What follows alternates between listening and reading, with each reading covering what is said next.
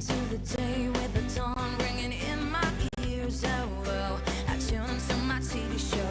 No better way, I gotta get myself into gear. Let's go. Oh, and I feel good today with my wake up in the morning espresso. I feel good today. It's my feel good breakfast show.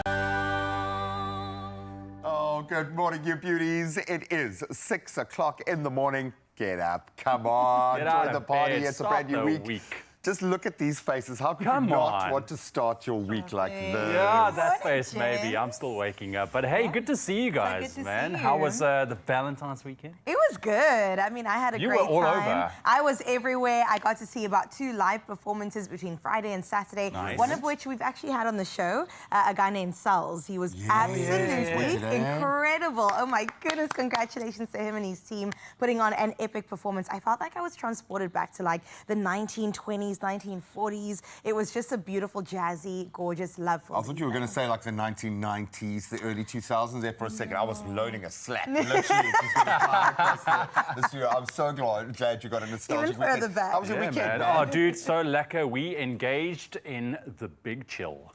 Yeah, the big chill with a monumental sushi platter on Valentine's evening. It was good so for good you, that my buddy. wife, I mean, if anybody knows my wife, she knows she loves sushi. She can eat it every single hour of the day. Yeah. She commented Fair how game. good it was on every single piece.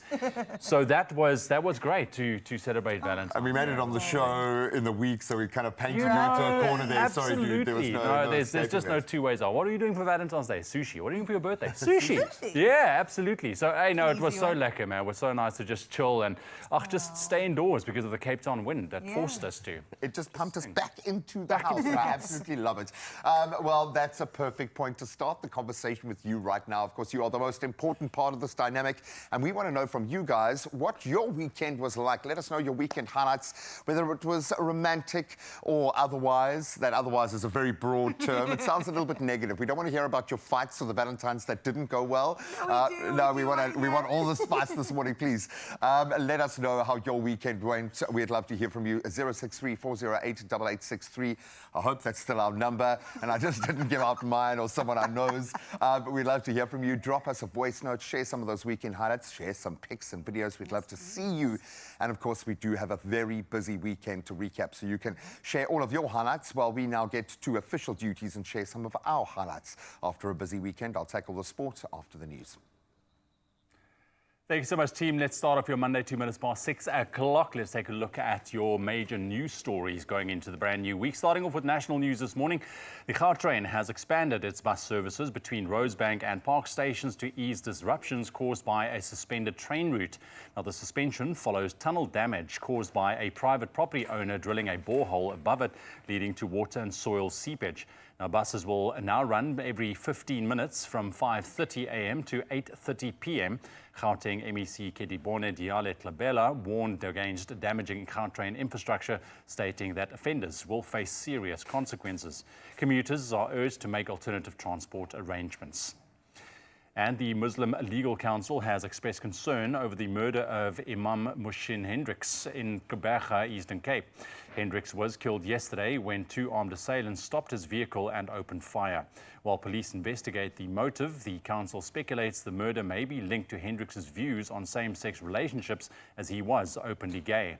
The council condemned violence against the LGBTQ community and urged the police to ensure the killers are brought to justice. Hendricks was known for advocating against violence towards all members of society. Over to international news headlines. M23 rebels advanced into central Bukavu, DRC yesterday morning with chaotic scenes reported. Witnesses and local officials stated the rebels faced minimal resistance from Congolese soldiers. The Rwandan-backed army group has been moving toward the South Kivu capital since capturing Goma in late January. Meanwhile, the World Food Programme's depot in Bukavu holding 6,800 metric tons of food was looted.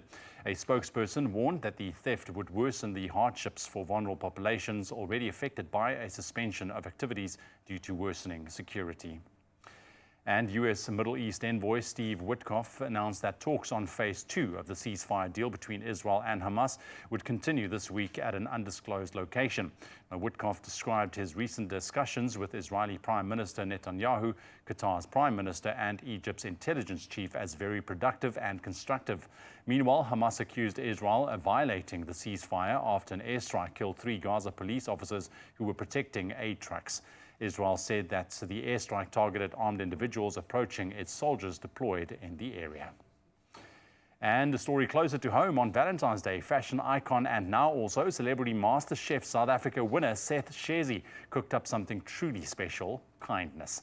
As part of his win, he chose Ladles of Love, a non-profit feeding vulnerable children, to receive a whopping 520,000 Rand donation.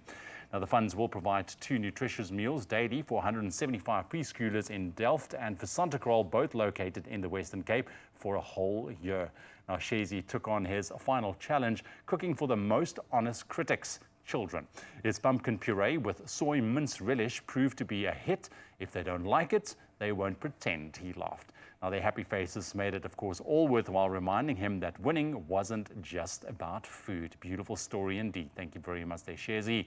That's your news headlines for the 6 o'clock bulletin. We'll have another update at 7. Right now, Graham is standing by with your sports.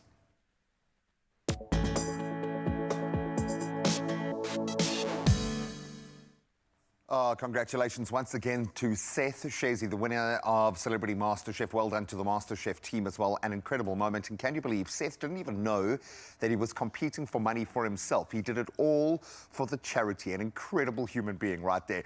So that sets the tone for a beautiful weekend of sport. Let's start with our English Premier League in Liverpool. They moved 7 points clear at the top of the Premier League table. That was after a hard-fought 2-1 win over Wolves. Luis Diaz opening the scoring before winning with a penalty.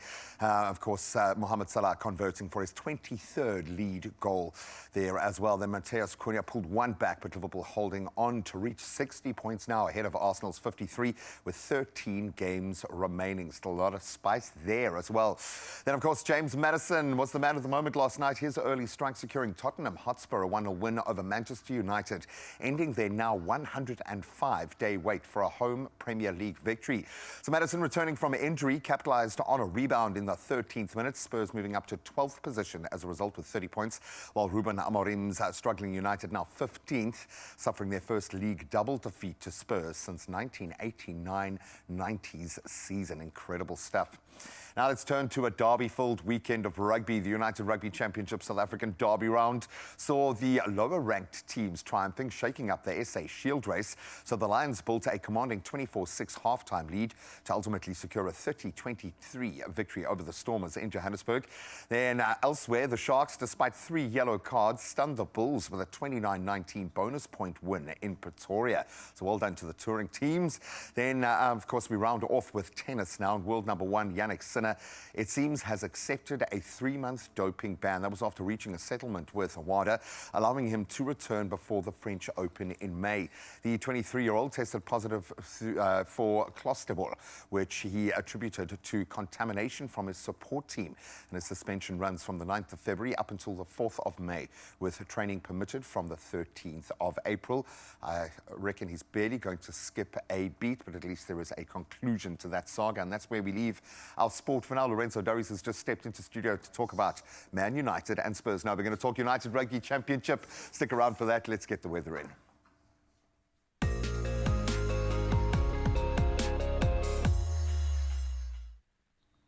Thank you so much, Gray. Let's get into your weather for the first time this morning, where the South African Weather Service has issued severe alerts for disruptive rainfall today, which could lead to flooding in informal settlements, low-lying areas, bridges and dirt roads. Now, the most affected regions are the northwest and southern and northern Gauteng, with an orange level 5 warning in place. Northern Free State, Western Mpumalanga and Southwestern Limpopo are under a yellow level 4 warning. Now, heavy rains have already caused parts of a bridge to collapse on the R529 at Dumeri Village in Limpopo, leading to road closures and rerouted traffic. Meanwhile, the Western Cape and Northern Cape are expected to experience fine, warm weather. Speaking about fine warm weather, we've got to get into that sunrise view of the hour. And this one's sent from Poppy out in KZN in Mtwalume. Absolutely gorgeous, gorgeous sunrise. A beautiful display of colors just welcoming in a new day. Thank you, Poppy, for sharing that with us. And you can expect a 22-degree weather today on your side of town. If you'd like to share your morning view with us, you know the deal already. 0634088863 is that number to hop onto and share all the pictures you possibly can. For now, though, let's see what you can expect in your temperatures for the rest of today.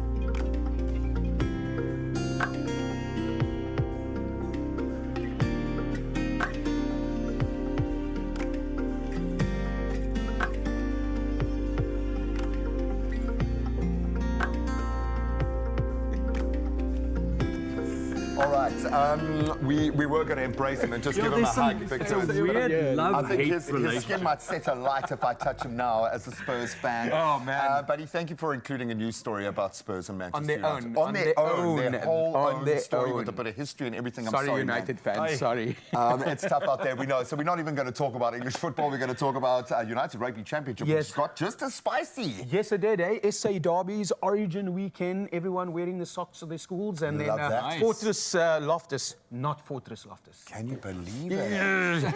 What does it all mean? We'll get into the United Rugby Championship Derby weekend that really did surprise. Absolutely. Listen, we're also going to get inspiration from the youth because we have Edgemead High soccer champs with us. I mean, they've had an incredible 2024 and it looks good for them 2025 as well. So they're going to be here sharing some of their winning formulas. What sits behind this team? We'll find out with these youngsters and get some inspiration on your Monday after these. Only you can make my day.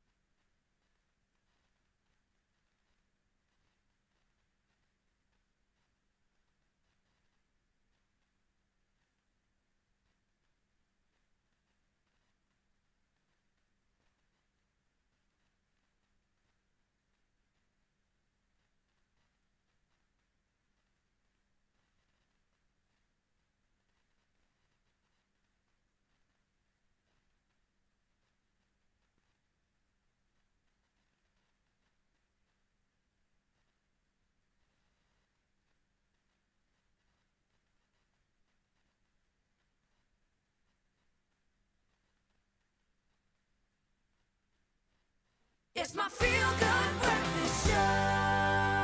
Oh, welcome back. I might be laughing right now. A lot of people in tears. It's Derby weekend, so unfortunately there have to be bragging rights handed around. The United Rugby Championship delivered 2 thrilling South African derbies over the weekend. The Sharks stunned the Bulls at home with a 29-19 victory at the Fortress at Loftus, while the Lions, they edged out the Stormers 30-23 in Johannesburg. And with major playoff implications, both matches exposing defensive lapses and some clinical counter-attacking. We still got it. Lorenzo Dari's Expresso sports producer joins us to unpack thrilling moments from the weekend. Yeah. And you were really happy to talk football this weekend, or rugby and not football, which Yes, is perfectly there we go. fine. Thank you. Because there was enough spice in Yeah. the United Rugby Championship, week 11 of 18. So it's starting to kind of get important now to rack up the bonus points. It's all about position on the log. So a great time to have a derby weekend. Let's start with the Sharks, or do we start with the Bulls? Let's start with the field at Loftus and not having concerts and then, you know, having football and then having rugby and then not being able to look after it because everyone's wondering, why does it look like that? Was it a thing? Did it affect the outcome of the match? Look, it can. You know, at the end of the day, you want a pristine rugby field, and it just didn't look nice. It wasn't appealing as well. And then obviously the dwindling crowds, you know, in the north. So not looking to get derby hurt you, man. It hit your I was like, sensibilities. come on, like I've got some mates that's playing over there. I feel for them. I feel for Jake White.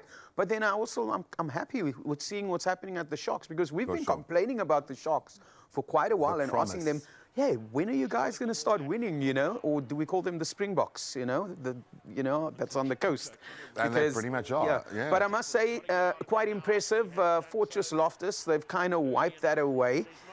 No one's going to come there and just say like, oh, we're going to lose because of the altitude.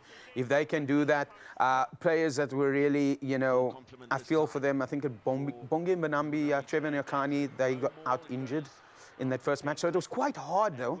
But the Sharks went into it, Lorenzo, and they got the points. That's what they wanted. And vitally important for them as well, for the Bulls as well, because they've had a good campaign despite not playing to their potential. If you look at the Bulls side, normally beautiful counter-attacking team, you would expect 30 points on the board at least. In the first 40 minutes. Yeah, exactly. So what fell down for them, or was it a case of the Sharks clicking at the right time? It was. And lapsing concentration, defense not looking too good, but that counter-attack on the Sharks is quite dangerous. If the Sharks can get you on the back foot, they'll take advantage and they'll run through. And that's what happened as well. They looked for those spaces. I think it was more of a, let's take, you know, they like absorb with what they have and then just give them back. And they got it right. And with 3 yellow cards, we often see it. The structure changes so dramatically that maybe therein it starts to become a bit touchy-like, and then, you know, there was something in it, but take nothing away from how hard the players worked for that win, and I think that's a big shift. We love that, man. Yeah, I must say on that though, having 3 yellow cards, like I don't know how the Bulls could not have taken advantage of that. Like that is something they need to go back. That is so structured and can keep their They'll shape. need to go back today when they have their video conference, their video session, and just be like, hey guys, what went wrong? Like, how can you not be able to take advantage of that? So yeah, I feel for them. Look, not the end of the road, still looking pretty on the log. They'll be okay. Maybe this kind of fire, you know, stoking the fire at the right time will help them. The Lions were nowhere, and they just have this, there is something magical about this team, and we've watched their rebirth, regrowth, rebrand, whatever you want to call it, not laden with the Springbok stars, all due respect to the players in that team. But when you want a team to show up for themselves, they will do it. No, definitely. Q and Warren. Absolutely amazing. Come on. I must say, I had my partner asking me while we were watching the game, is that Jacques Ferry sitting in the coach's box? Is he still involved? And I was like, yes, the man, you know, is doing some wonders there with what they have. And it's, again, it's taking the little that you have and doing a lot with it. Again, with the Lions, the Stormers the worst team? They weren't the worst in some cases. We had glimmers of hope. Gelant being sent off and then coming back in the second half and then scoring that try. But the thing is, they had all the possession, all the territory. They could not convert, and the Lions absorbing that defense again, and then with the counter-attack. Is something wrong at the Stormers right now? Oh, I knew you were going to ask me that. Because this is a team, again, when we talk about attacking potential, they kind of set the tone last season for me in terms of South African rugby. Yes. What's up? Yeah, look, massive injuries at the moment. And I think John Dobson is trying to work with what he has, and he's struggling at the moment.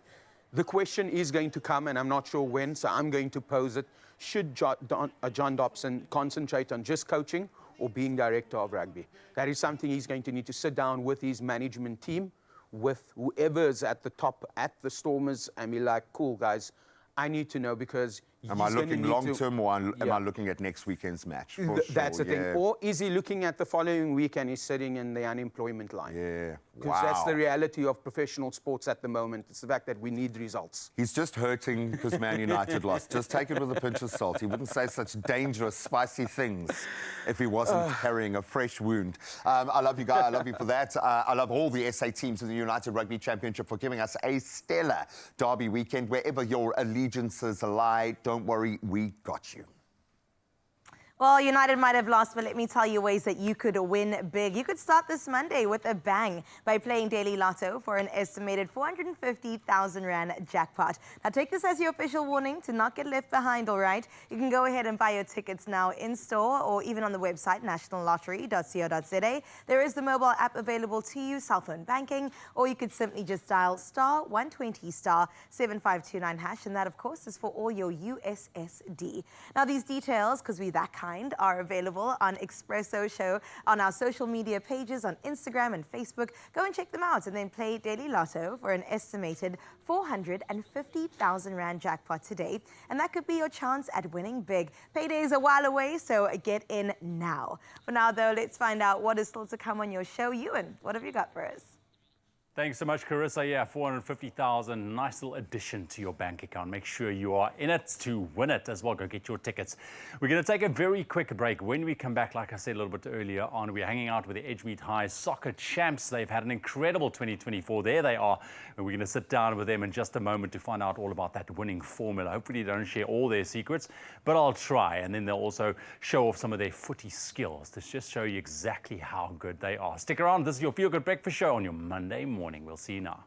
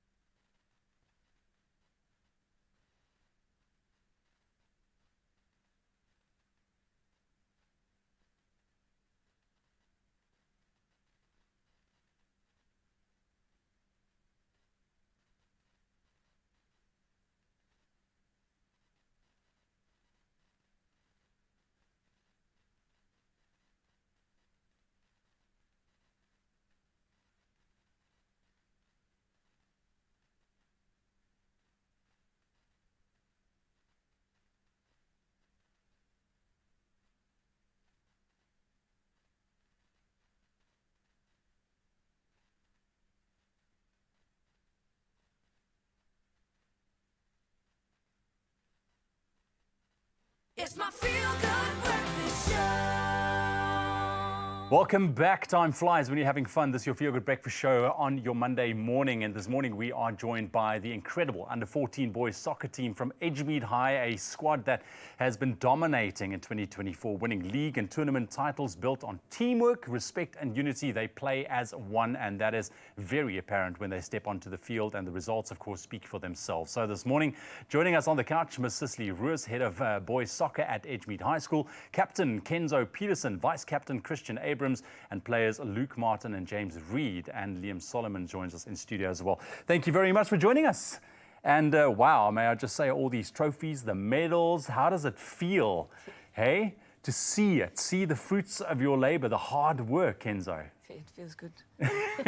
Kenzo can't believe it. He just can't believe it. He just does it. Ms. Cicely Roos, thank you very much for joining us this morning as the head of boys soccer at Edgemead High. I mean, it goes without saying, I'm sure that your heart is smiling to be working with the talented young and decent young men like these on the field. And when you've seen them grow and achieve remarkable success over the past, well, what sets them apart from any other teams that you've been involved with in the past? So I think I need to begin by saying that we actually are a soccer community. So we've always had a strong base of players at our school. But when I first arrived, there was one team and one very enthusiastic teacher, and he did everything. He coached, he managed everything. Now we have 6 boys teams and a team of highly skilled coaches. And so that's really raised our soccer to the next level. So now that we've raised ourselves a little bit, we've been invited to some prestigious tournaments like the One Boys Freedom Tournament, Rondebosch Boys Under 17, and this year we're going to Gqeberha to play in the VP tournament as well. But to get to your question, I'm not the coach, I'm the manager. But with this team, I've really noticed their focus and their maturity on the field.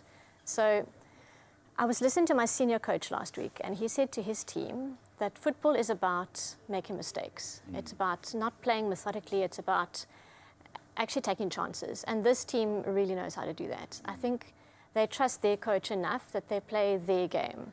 And when they make a mistake, they stop, they reset, and they just start again. And nobody turns and blames someone else. And I think that is a huge maturity for boys at this age. Yeah, there's power in that way of being on the field as well. So for you young gents, I've got to ask, I mean, this team has been described as a brotherhood. There's respect, there's unity as well. And yes, like Ms. Cicely said, there's always challenges and mistakes that happen. How do you deal with it?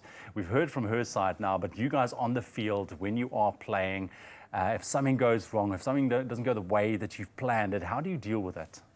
I think the reason why we deal with it so well is because we see each other as family. Like, we have each other's back. We will fight for each other. Like, an example would be our semi-final game against, oh, I can't say sorry, but our semi-final game against, oh, sorry, okay, let me reset. Take your time, buddy. Our semi-final game in the knockouts, they pushed our keeper and the whole team ran, but not to fight, but to protect our brother, our keeper. That's it. I love that. I love that. And how do you guys view it? I feel that every time someone makes a mistake or something, all our players, we bring each other up. We don't say and diss the person that made a mistake. We always say do better, and we make sure next time in trainings we put more intensity, we put more pressure on the players, just so for the next matches we can be much better and thrive. Absolutely, I love that. Christian, I've got to ask you as well. I mean, being part of a team like this must be such a blessing and such a safe space as well to play in this. What is your experience of being part of this incredible team? It's very good, sir. I think it's just the fact that we've been playing with each other for a very long time as well, in club and school as well. So I think it's just the trust that we have with each other on the field, trusting that even if we make a mistake, we'll always cover up and we'll just reset. Yeah, I love that. I love that. And I mean, that is brotherhood in its finest form. Kenzo, I got to ask you, as Ms. Cicely said, you guys are looking ahead now. You're stepping up to compete in the under-15 division and even taking on the under-16 tournament in Gqeberha. You want to build on the successes of last year, right? Because, I mean, you got to add to these beautiful trophies as well. What's the plan? What's the goal? How are you approaching this year as a captain? We want to replicate what we did last year by, again, winning the league and the knockouts, and we want to do one better by winning the Wynberg competition. And we plan to do that by continuing to build our strong brotherhood and community. What is the big motivation, boys, to keep winning, to keep doing your best? Because I know winning a game and getting a trophy, that is motivation in itself. But with regards to the team, what motivates the team? I think it's just what motivates the team is that not just on the field as well. We see each other at school, and whatever mistake we did in the game, we kind of encourage each other in the next game, and in training we work as hard as we can to fix the mistake, and we're always looking for ways to solve the problem in game, and that just motivates us to become better as a team. Your toughest challenge as coach, what would you say that is? I mean, here you have a great team that you are leading, but sure, that puts a lot of pressure on your shoulders. So it can be tough. It can be like, demotivating when things don't go our way. But we just reset and we keep pushing and strive for excellence. I love that. I love that. You guys are not going anywhere from your side as, the head of football at Edgemead. You see these boys, it's a brand new year. There's so much still ahead, so much to achieve. What is your hope for these boys going forward? I think for these boys, I mean, obviously we'd love to have more trophies, but I think looking at the team and how they work together, I really hope that they keep that. I think that the trophies are wonderful, but I think the way that they work together, the way that they work with their coach, the way that my coaching staff works together, I think that's almost more important than winning, but we love the winning too. Yeah, absolutely. And as long as you balance that soccer and schoolwork, right?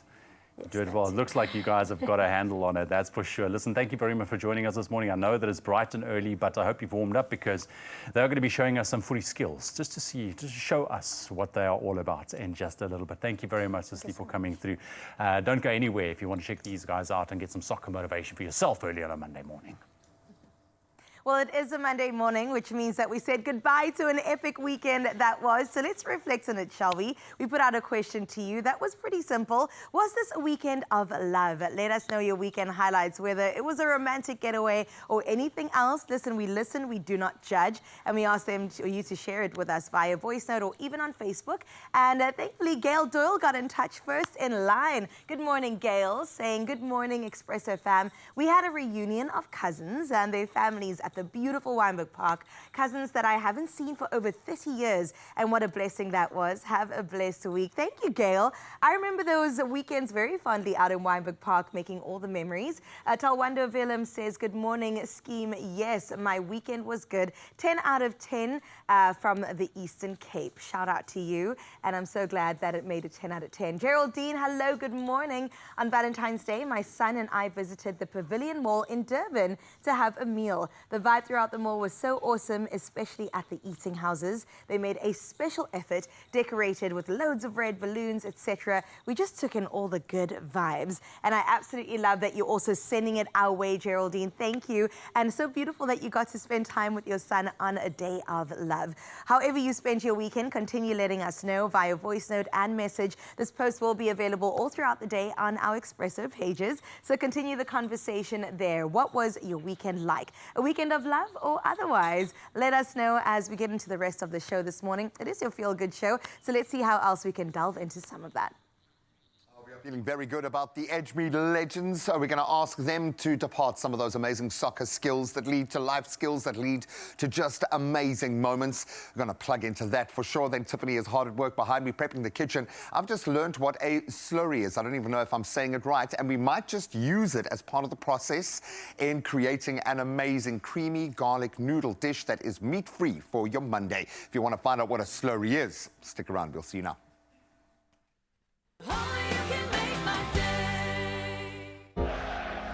A whole season ahead, a myriad of possibilities. ABSA, official banking partner of the Premier League.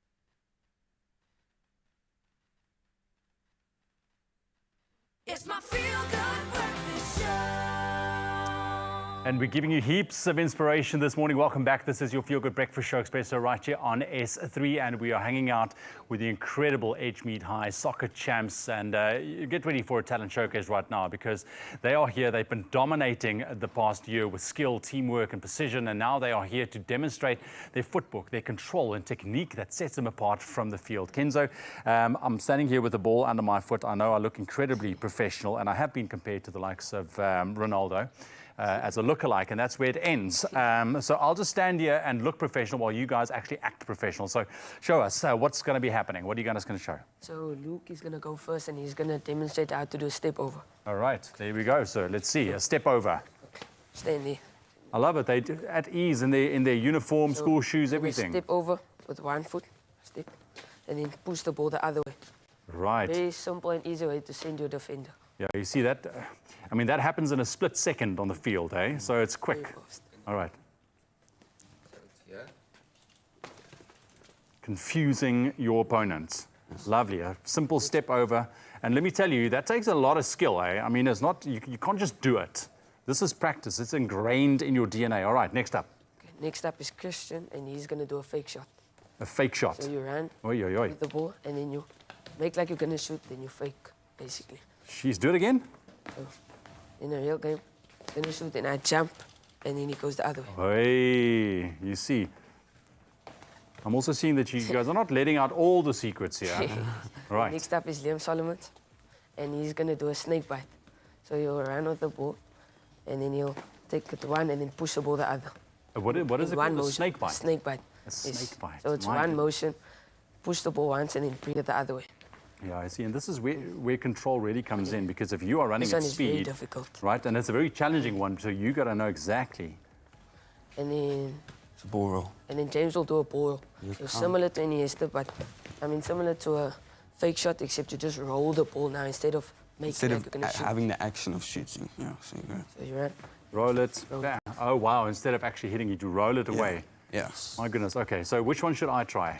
Because everyone seems to be wanting to laugh at me this morning. I think the snake bite. The most difficult one. Okay, come show me the snake bite once again. Okay, let's go, Liam. Okay, so it's going. It's a quick that way and a flick that way. Right. Okay. What? Don't laugh at me. I'm not going to go easy. Oh, really? Oh, really? What? Huh? One more try. There's just no chance. It's just like my head and my legs doesn't want to work. Listen, how much time do you... Yeah. We have one more. One more. Yeah. I'll do. Oh, so Kenzo, yours are need a turn. What are you going to do? Okay, so this one you stand still, and it's more like if you need to see out time. So the defender comes, and then you... So you roll and then bring it back, then send the defender, then you're gone. Yeah, no, look, there's no way that I'll be able to take that ball from you with that. Yeah. So they come, That's impressive, guys. I mean, obviously, you need a lot of time on the field to practice these. So how much time do you guys spend on the field practicing? Depending on... We play club soccer and school soccer. Okay. So probably on Mondays and Wednesdays, we have like an hour and 30-minute sessions of club. Sometimes we have double sessions for club and school. So we play soccer about like 6 hours a week. At least, yeah. At least 6 hours a week, plus matches on Saturdays, and could be double matches Saturdays, Sundays. That's incredible. So I know, a lot of people just want to chill out on weekends, but here you guys are building your future. Normally, it's only about one rest day in the week where we don't play soccer. So. Yeah, but luckily, you guys are young and fit.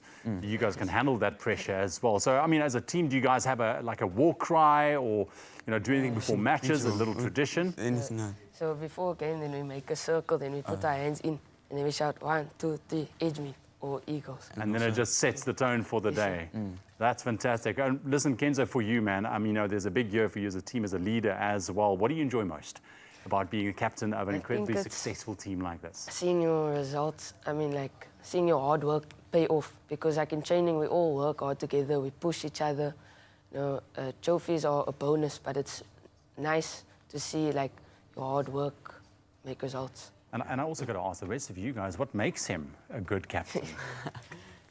I'll speak. He's just very friendly to everyone. No matter if you make the worst mistake, concede a goal, make an own goal, he will bring you up no matter what. He's just, and he can can communicate with everyone. It's just, it's very, very friendly. Yeah, absolutely. You got to have that personal skill, the interpersonal skills, and also, I mean, that summing, that magic in you to lead a team like this. I know that all of you boys have got that. So thank you very much for the time this morning. I am going to ask you to end off with your little pre-game ritual, if you guys don't mind. But give them a round of applause, then, gentlemen, because they are fantastic. The Edgemead Soccer Champs. All right, go for it. Let's see this. I feel like a third wheel now, but it's okay. Yeah, why not? Okay. 2, 3. Okay, you guys go. Okay. 2, 3, me! Lovely. Short and sweet. Feeling like third wheels at the moment, but it's okay. We've got a job to do. Everyone on the team has their role to play, and ours is in the kitchen right now. And if you're looking for a quick and, yes, delicious meal that's packed with flavor and nutrients, this 13-minute, and I think it's even less than that, creamy garlic noodles recipe is the perfect weeknight dinner, made with just a few ingredients and ready in just half an hour, probably even less. Carissa is here to help me ably. Yes. So we've got some butter warming, a little bit of oil in there just to help the butter along its way. I think it just raises the smoking point. And we're going to jump right into this. This is quite nice for a meat-free Monday vibe. I would agree. Anything with garlic is always like a plus on my list. It adds flavor, it adds dimension and depth. And just with these ingredients, that allows it to shine a little bit. The broccoli with the Parmesan cheese, and then also this mixture over here. The slurry, which I bet you have no idea what a slurry is. Do you know what? I definitely know what a slurry is. It is a dense liquid, and it's got 2 ingredients in it, and they don't dissolve. Okay. And you mix it together, and it creates a slurry. So it's like solid suspended in a liquid. That's exactly what it is. Exactly, almost what you'd find on Google if you had to look it up. Someone's been watching. I like the fact that she listens. Listen, I had to come prepared. I told you about this lady's intention and how present she is when she's with you and when she works with you, and she's just proven that. Here it is. So we're probably going to need our slurry just to thicken things just a little bit. Just give me 2 seconds. I just want this to boil up. So we are speeding up the process just a little bit. But I've used a stock here. We used a chicken stock. You can use, if you want to go fully meat-free, use a veg stock. Right? This isn't completely vegan because we're using cheese and a couple of other little things, but it wouldn't be a stretch to take it down that route. Right. I hear you could use nuts instead of cheese. They've got like different options for Why cheese. Are you laughing when you say that? If you're going to make a suggestion, don't laugh about it. No, you definitely could. You want that nutty so many flavor profile. alternatives, yes. And then also nutritional yeast. That is what it can also be used instead. All right. So this is going to take a little while to get going because we've got a lot of so I'm going to pop in. And those you also don't want to overcook, right? You want a bit of a crunch still. Absolutely love the flavor combination here. We were thinking of that the other night. If you've got a really nice pasta, even just a cheese and a garlic and a chili, or just an olive oil and a chili, you've got the access to beautiful stuff. You don't always have to, with this kind of cooking, push the boat out financially. You can ring fence. So it's a great way to kind of start the week in that sense. I think we're going to add a little bit of our slurry just because we've got it. Because the liquid's suspended. So it is suspended no more. We are unsuspending it into our mixture just to thicken things up a little bit and speed up the process. I love that. When you cook at home, do you do a display like this? Are you a prepared chef? I am, and I like to make a little bit of a mess. I'm not going to do a lot. And I like to, well, I get told to tidy up because I create a massive mess. I know my wife will tidy to the point that I will turn around to get the garlic that I need to put in the pan and it's gone. It's I'm like, where's it? She's like, I put it away. Look, but I haven't finished even cooking the meal yet with the stuff. Wait. Where are the plates that we're going to serve on? Oh, no, I put them in the dishwasher. I'm like, we haven't eaten on them yet. No, I love it. And, too many chefs in a kitchen is never a good idea. Well, you say that, but when I get the kids involved, then the magic happens. And they eat what they have a hand in making, even if it's stuff they don't like. But if they choose it in the shop and they cook it, they will eat it and they love it. That's a parenting hack, actually. It really is. And if you want to ring fence like sugar, for instance, create beautiful cupcakes and let that be the thing. Yeah. They've made it. They love it. That'll be enough. They don't need to have other things to supplement it.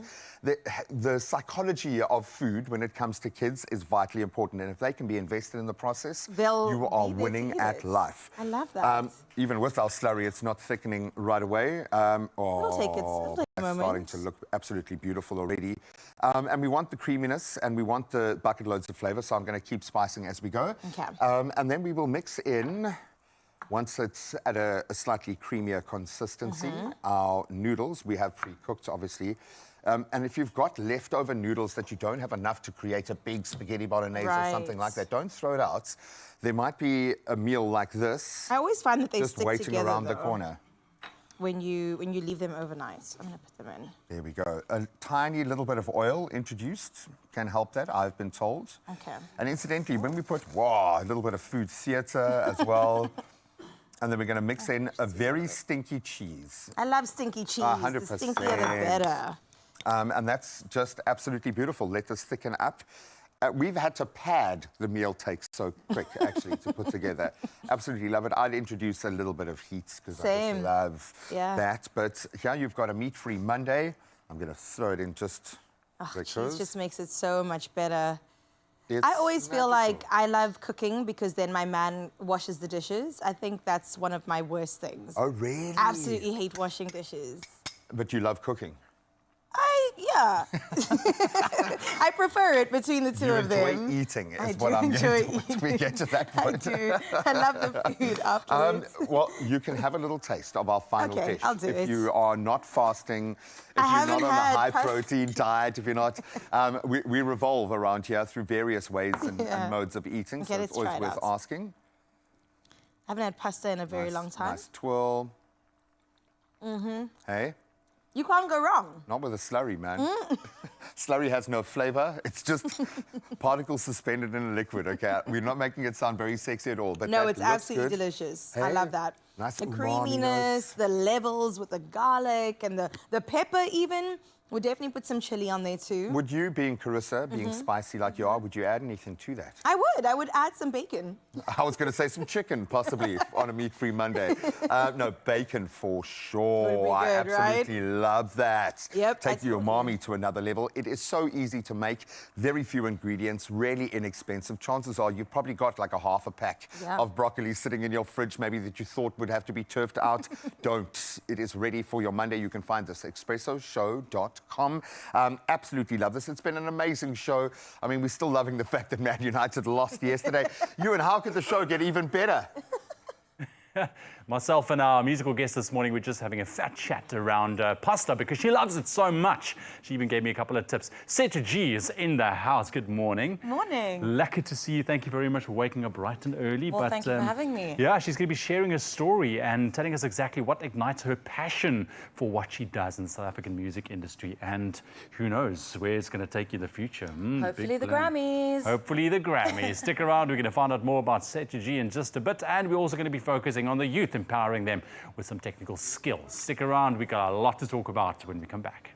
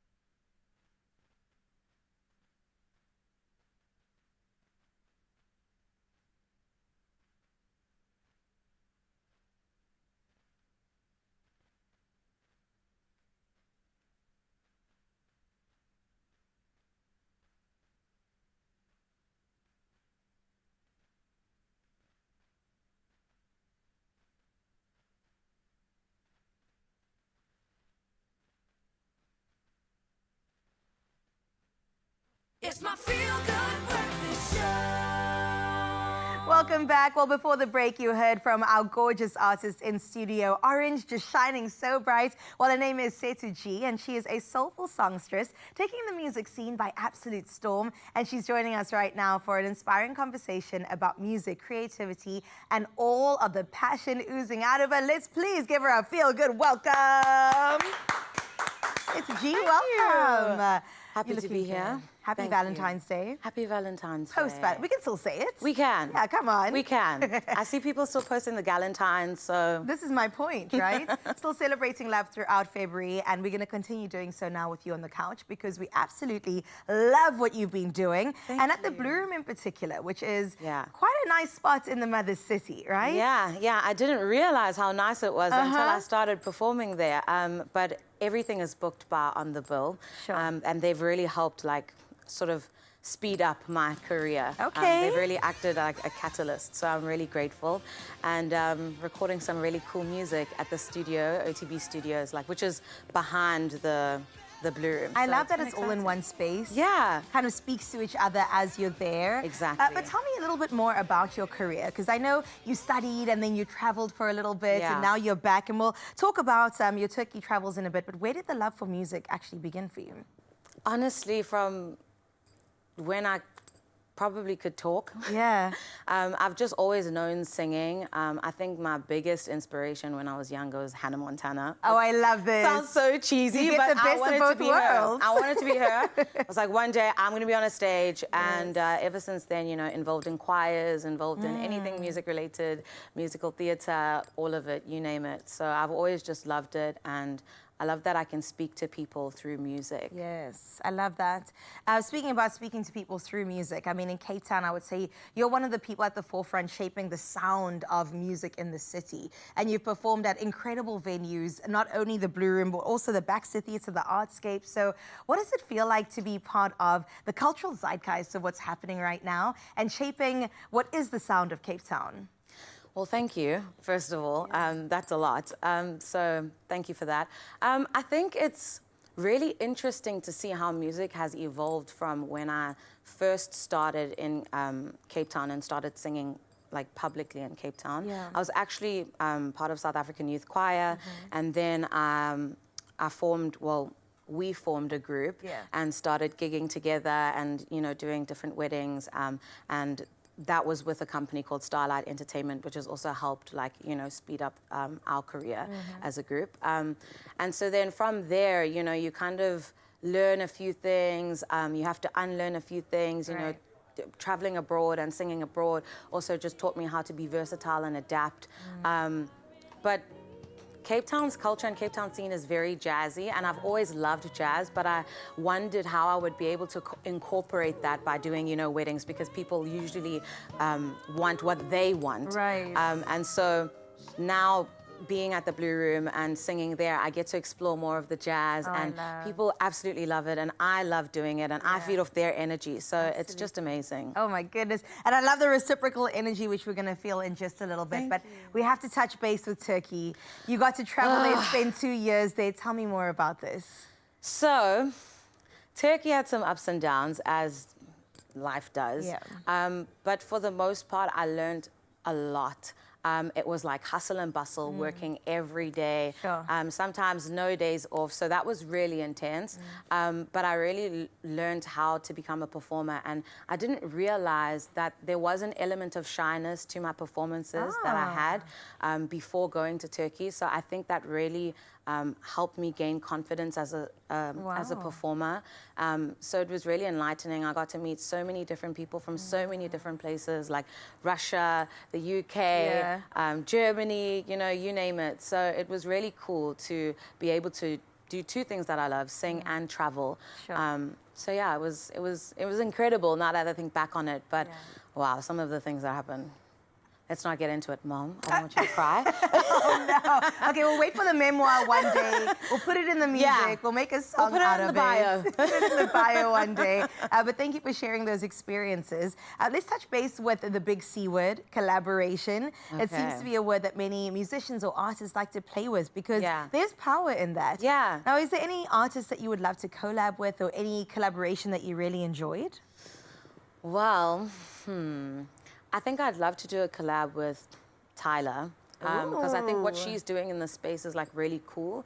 And I like that she's sort of versatile with her art because that's what I want to do. People often ask me, you know, what's your niche? What's Setu-G? Describe her. And I don't like placing myself in a box. I feel like life is so broad and versatile and interesting. And it's the same with music. So I want to be able to do Afro beats, but then also do jazz and then also do soul and R&B and trap and all of these different things. So yeah, Tyler would definitely be up there. Burna Boy for sure. I'm trying to think now. Yo, pressure. Those are strong options. Come on now. You've got to aim for the stars. You do. You know? You absolutely do. But yeah, I think those are a few people. I like Craig Lucas a lot. Wow. And I opened for him on Friday night as well. Sure. So his voice is amazing. Yeah. And what a performer too. Wow. Yeah. Like just to listen to his voice was absolutely stunning. Jimmy Nevis as well, doing groundbreaking things. Yeah. But yeah. I love that you actually touch base on local artists. No, definitely. Cape Town to the world, Joburg to the world, Africa to the world. We have so much talent here in South Africa, so I would love to be able to collaborate with other local artists and, you know, explore the world, maybe do tours together, you know, internationally, bring South Africa up, because it's such a beautiful country with such beautiful people from all walks of life, so why not? Oh my goodness, we are sitting on a gold mine of talent. Absolutely love that. Specifically, Setu-G in the building, and we're going to be treated to so many gorgeous performances by the songstress herself. So don't go anywhere, Feel Good fam. We'll see you in a bit. Thank you so much, Carissa. Just about to go 7 o'clock. Let's quickly take another look at your major news stories going into this Monday morning. Starting off with national news, heavy rains have caused part of a bridge to collapse on the R529 at Dzumeri Village, Limpopo, leading to road closures and traffic diversions. Now, the bridge connecting Guyani and Sanin has been shut since Friday, forcing motorists onto longer routes. Now, drivers and taxi operators are frustrated, with some relying solely on this road. Now, residents fear further rain, as predicted by the South African Weather Service, could also disrupt schooling. SANRAL officials are currently assessing the damage and planning necessary repairs. And Gautrain has expanded its bus services between Rosebank and Park stations to ease disruptions caused by a suspended train route. The suspension follows tunnel damage caused by a private property owner drilling a borehole above it, leading to water and soil seepage. Now, buses will now run every 15 minutes from 5:30 a.m. to 8:30 p.m. Gauteng MEC Kedibone Diale Tlabela warned against damaging Gautrain infrastructure, stating that offenders will face serious consequences. Now, commuters are urged to make alternative transport arrangements. Making international news headlines this morning, European leaders are holding an emergency summit in Paris today to discuss the war in Ukraine. Now, this follows a statement by US President Donald Trump's special convoy for Ukraine, confirming that while European leaders would be consulted, they would not take part in Russia or US-Russia talks aimed at ending the conflict. US Secretary of State Marco Rubio and senior officials are set to meet Russian negotiators in Saudi Arabia soon. President Volodymyr Zelensky confirmed that his country hasn't received an invitation, adding that Ukraine rejects any bilateral deal between the US and Russia. And M23 rebels advanced into central Bukavu, DRC yesterday morning, with chaotic scenes reported. Now, witnesses and local officials stated that the rebels faced minimal resistance from Congolese soldiers. The Rwandan-backed armed group has been moving toward the South Kivu capital since capturing Goma in late January. Meanwhile, the World Food Programme's depot in Bukavu, holding 6,800 metric tons of food, was looted. A spokesperson warned that the theft would worsen the hardships for vulnerable populations already affected by a suspension of activities due to worsening security. And we'll end off with this news, a bit of award season news in what has been an unpredictable awards season thus far. The BAFTA Film Awards, hosted by David Tennant at London's Royal Festival Hall, that was last night, were a big win for Conclave and The Brutalist. Now, Conclave, all about a power struggle among cardinals, scooped up 4 awards, including Best Film, Best British Film, Best Adapted Screenplay, and Best Editing. The first film since 1917 to win both Best Film and Best British Film. Then The Brutalist also shone with Adrian Brody grabbing Best Actor as predicted by our movie critic for his role as Laszlo Toth, a Holocaust survivor, and Bradley Corbet winning Best Director. Mickey Madison, Kieran Culkin, and Zoe Saldana also got their moment, taking home Best Actress, Best Supporting Actor, and Best Supporting Actress. Some awards news there for you to end it off with. That's your 7 o'clock news headlines. We'll have another final update for you at 8. Right now, Graham is standing by with your sports.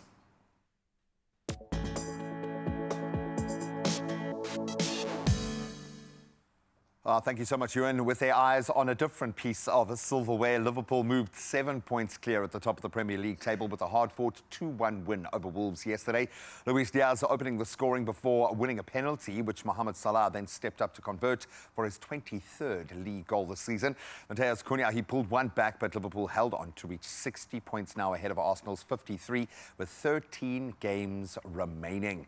Now we stay with footballing news, and James Maddison's early strike securing Tottenham Hotspur a much-needed 1-0 win over Manchester United, ending their 105-day wait for a home Premier League victory.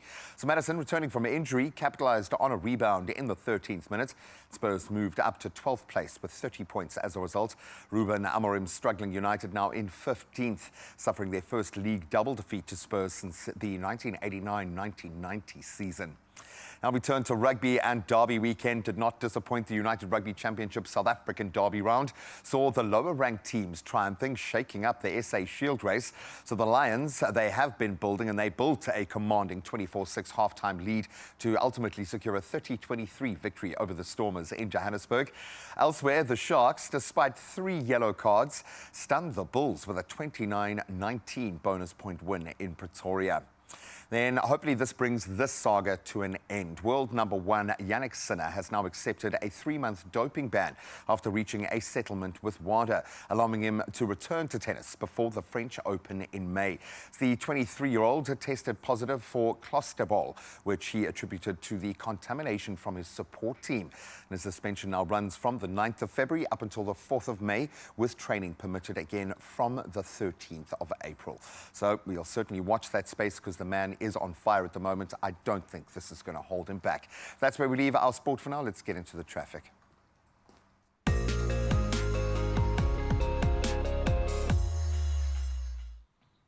Well, thank you, G-Man. Looking at your roads for the first time this morning, out in Gauteng, there is congestion along the Atlas Road, and it's causing slow-moving traffic. So please remain a safe following distance and adhere to the rules of the road when you head on out there. Moving from Gauteng to the Western Cape, we touch down in Cape Town, where traffic is extremely slow-moving on the N7 at Bosmansdam. Motorists are advised to add extra travel time to accommodate the expected delays. And wherever you are headed this morning, Feel Good fam, please make sure you stay alert and stay safe. That's where we leave your roads. Let's check in with your weather.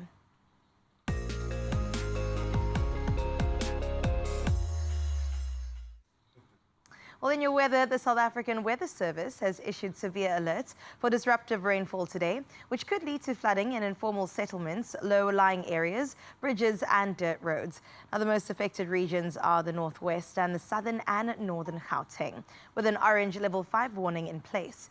Northern Free State, Western Mpumalanga and Southwestern Limpopo are under a yellow level 4 warning. Now, heavy rains have already caused part of a bridge to collapse on the R529 at Zumiri village in Limpopo, leading to road closures and rerouted traffic. Meanwhile, the Western Cape and Northern Cape are expected to experience fine, warm weather. Now, speaking of that fine, warm weather, we touch down in Atlantis right now, where Samson has sent through this gorgeous morning view, just reminding you that, yes, you will be expecting 31-degree weather today. And I absolutely love how you're representing Atlantis, not only known for its dunes and quad biking and sandboarding, but also for this morning beautiful view. Thank you for sending that through, Samson. And remember, you can be just like that by sharing yours on 0634088863. Well, that's where we leave your morning view. For now, let's get into your temperatures for this Monday morning.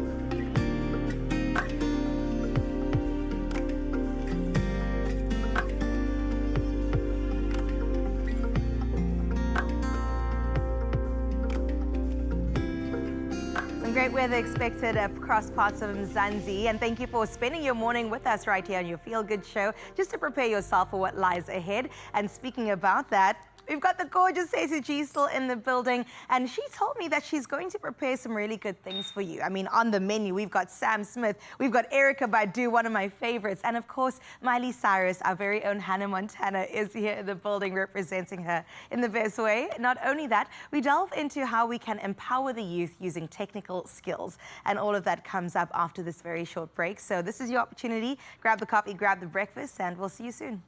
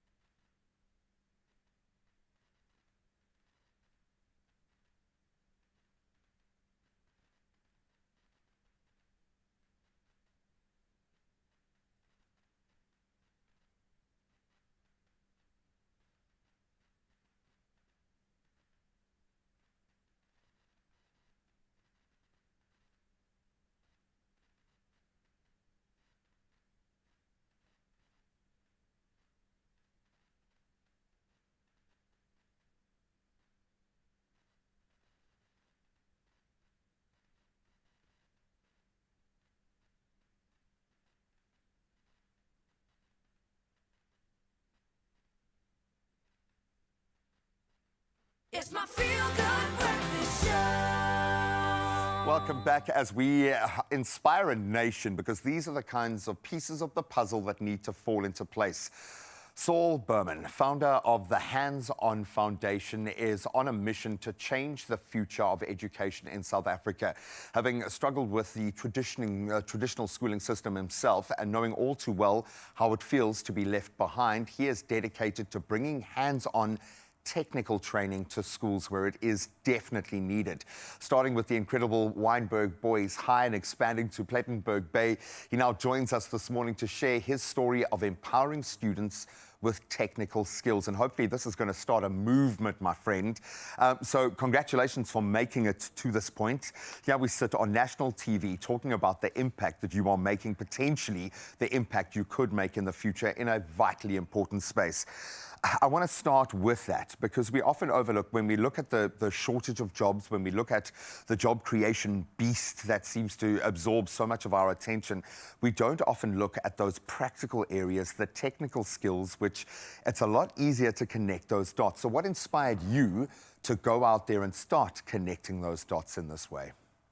What inspired me is leaving school, being told that I'm a failure, wouldn't make it in the outside world.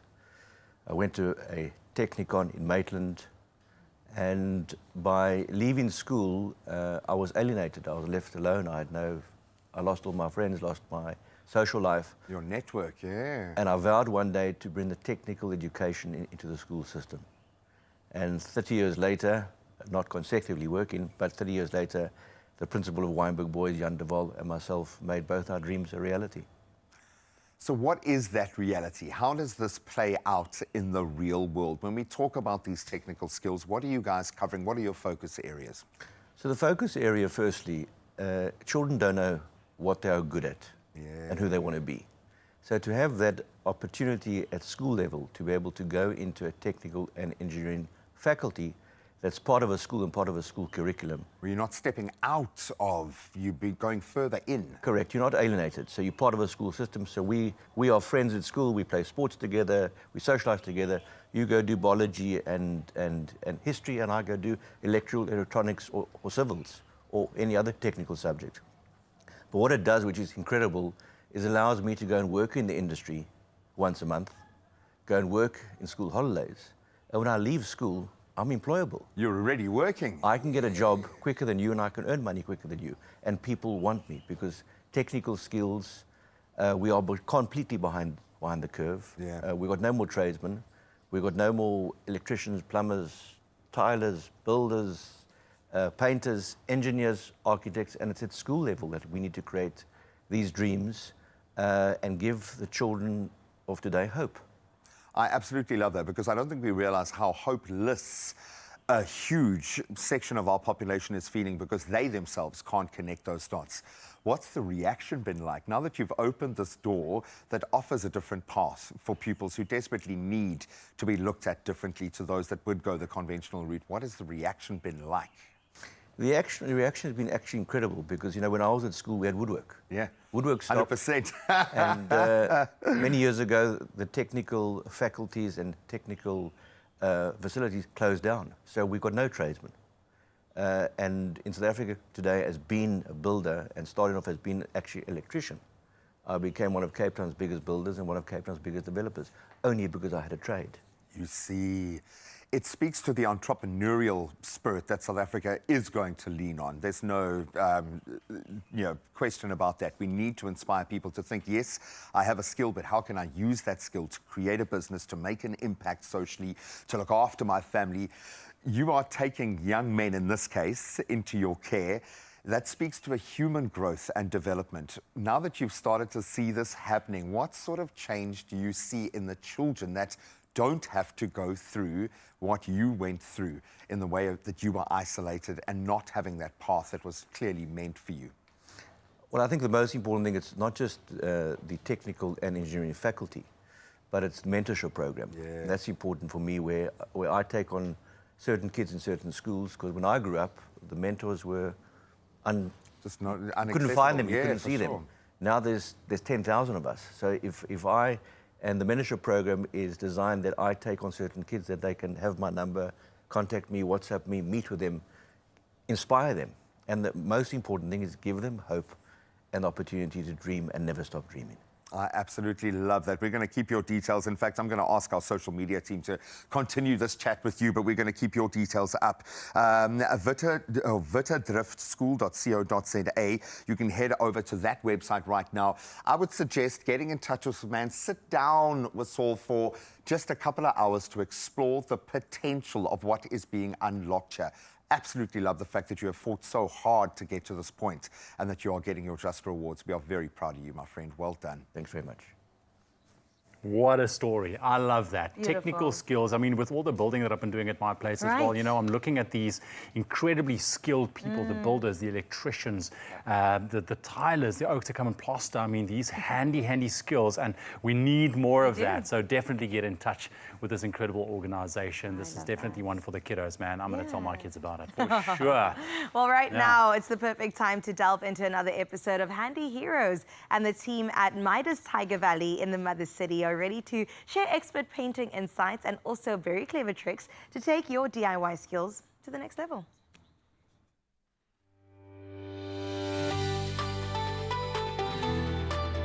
Powered by Plascon. Today's handy heroes come from Midas Tiger Valley in Cape Town. We are Midas Earthcoat Tiger Valley. We are a multi-generational company. We actually pride ourselves of having the history enforced into this company. What makes us proud of this store itself is the customer service that I give our clients. So why I come to Midas Tiger Valley is because of the uniqueness proposition for client service, right? They understand our business, they understand the speed of urgency, consistency, product supply is always there, and price is always on point. What makes this the best hardware store selling Plascon is the variety of Plascon products that we do keep in our store.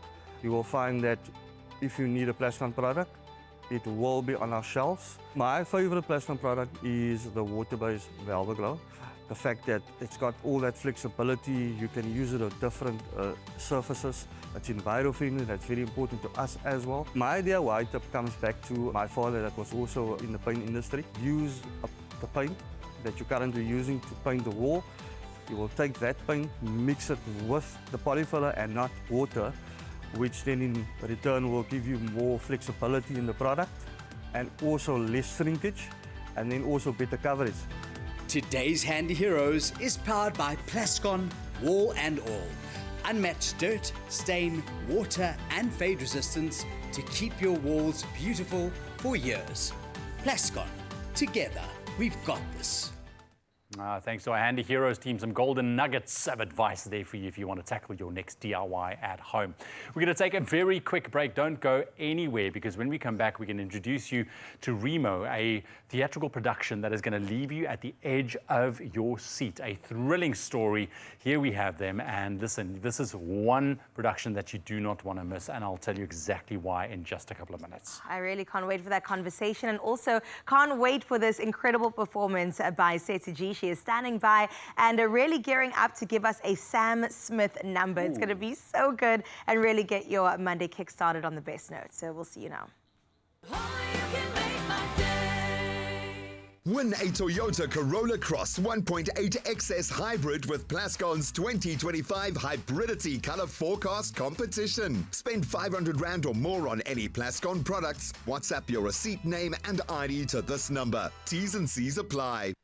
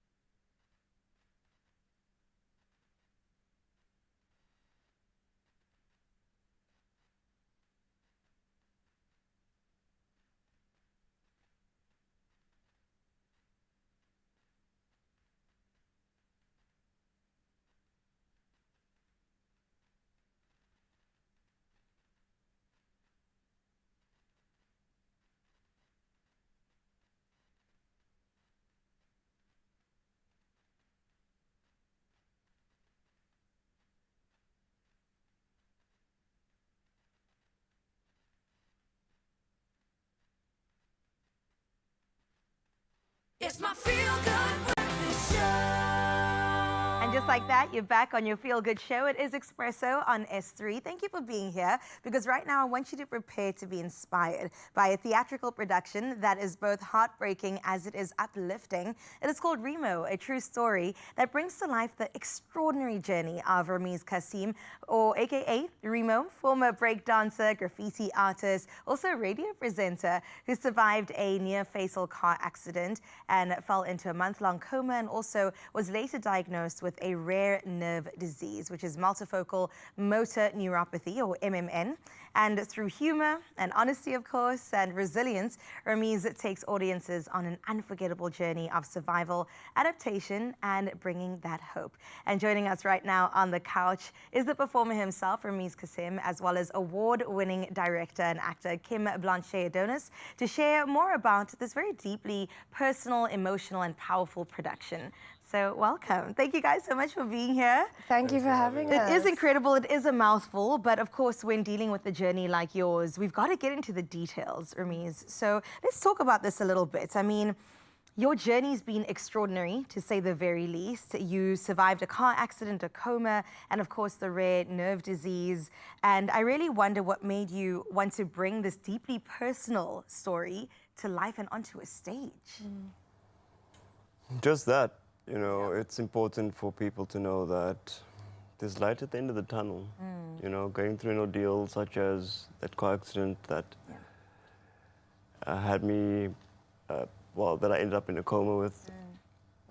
And it's bringing the light to the dark that happens to us in our daily lives. You know, and it's just one of those things where it's a story to be told, because it is something that needs to be heard. Yeah. And I think that's the most important part of it. Yeah, and thank you for telling the story. I mean, it does take courage, it takes bravery for any artist to put their work out there. Now that it's so personal, it also is a whole new level of this. But I mean, even before we went live right now, we were joking and laughing because I was like, can I take you seriously? I don't know. You're cracking jokes with me with the deadpan face. And I wonder how you kind of brought together something that is this serious and deep, but also bringing in a bit of humor. As South Africans, that's kind of how we deal with things, isn't it? So how do you sort of balance those two together? I do stand-up comedy. And I think it's an important aspect to bring humor into any situation. Because it makes light of something serious, you know. And I'm also affording myself to laugh at the mistakes or things that happened to me in my life. Because we only have one life. Right? We only have one to live, so why not live it with light, laughter, and love? And I'm allowing the audience to take that moment to do the same for themselves. And also laugh at my story. Because not only is it a funny thing, I'm an Expresso. Look what brought me. Come on. You know what I mean? So, yeah. Oh, man. So it's just, we need to allow ourselves to do that for ourselves. I'd agree. I would agree. I mean, it really helps you navigate certain things.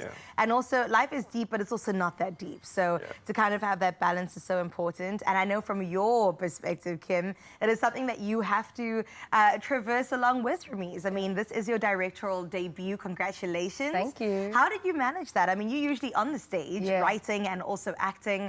Now to swap the seats and lead. How did you do this?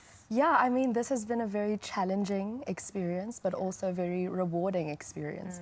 Ramiz and I have been hanging out, getting to know each other since like late November. And we actually met when I did my first one-person show, which was He Had It Coming. And my director at the time, which is now my producer for the show, took me to Ramiz's house because they have a long-standing relationship. And he told me, okay, do one sketch, because it was sketch comedy, do one sketch for Ramiz. And to this day, we still remember that experience because Ramiz was watching me and he still said, like he felt something so deeply that day, and we didn't know that we would work together now. Yeah. So we knew each other, but we had to get to know each other. And for me, as the director, I had to get to know Remi's story, because for me, it's really important that it's not theatricalized in a way that it's not true to who Remi's is. Right. And so that's what we kind of tried to achieve through this process. I've had to be very patient and kind and loving and gentle. But now it's real, you know, it's real. We have a show at the Baxter from the 18th to the 22nd.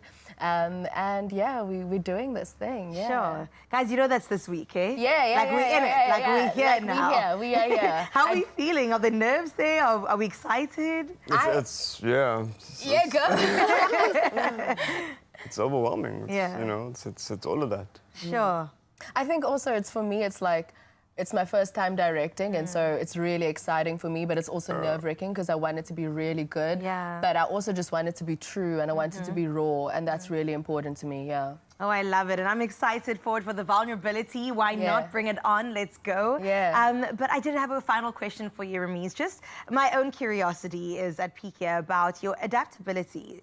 You have experience in radio presenting, breakdancing, graffiti, now on a stage, stand-up comedy. How do you even pivot into so many different roles? It's pushing boundaries. Yeah. It's making sure that you allow yourself to do that for you. Sure. You know, as a breakdancer, I loved doing it before the car accident. Yeah. I was talented. I did graffiti. Yeah. I was talented in that as well. Yeah. So it's just conjuring that imagination of it all, you know. It then led to other things. It pushed me into becoming more creative with my art. What can I do next? Yeah. What's next? So I did that, I did this. We might as well just go and do that. And that's how I see life. So I look at it head on, and I grab that opportunity. I love that. The limit doesn't exist. Yeah, we can fully. continue pushing those boundaries as a creative. That is so exciting to see. 18th to the 22nd, that is this week at the Baxter. Yes, Get your Masambe tickets. Theatre. Get your tickets Masambe. at? Web tickets. Web tickets. And there are the details on your screen right now, Expresso fam. If you find yourself in the Mother City this week, clearly this is something that you have to spend your well-earned money on and also your time enjoying. Remo coming to you very soon.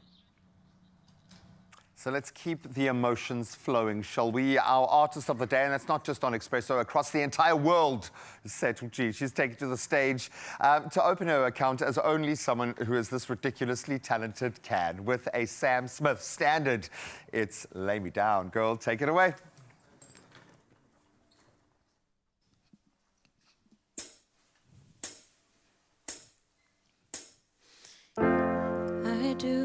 I believe that one day I will be where I was, right there, right next to you.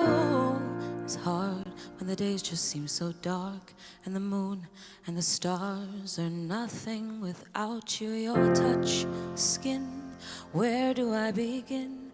No words can explain the way I'm missing you. Deny this emptiness, this hole that I'm inside. These tears, they tell their own story. Told me not to cry when you were gone. But the feeling's overwhelming. It's much too strong. Can I lay by your side, next to you?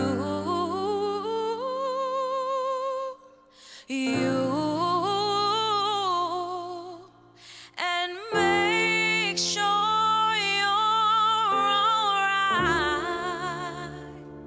I'll take care of you. And I don't wanna be here if I can't be with you tonight.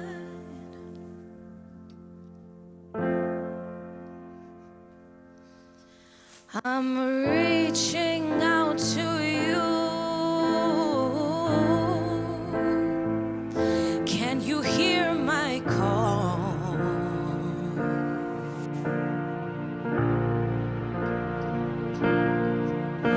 This hurt that I've been through, missing you. I'm missing you like crazy.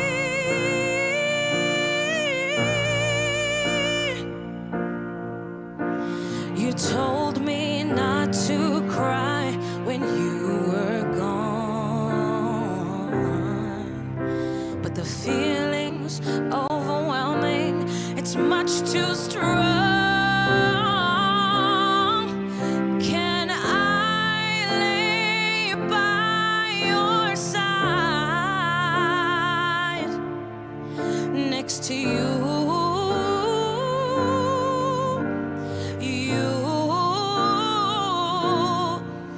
And make sure you're alright. I'll take care of you. And I don't wanna be here if I can't be with you tonight. Tonight. Lay me down tonight. Lay me by your side. Lay me down tonight. Lay me by your side. Can I lay by your side next to you?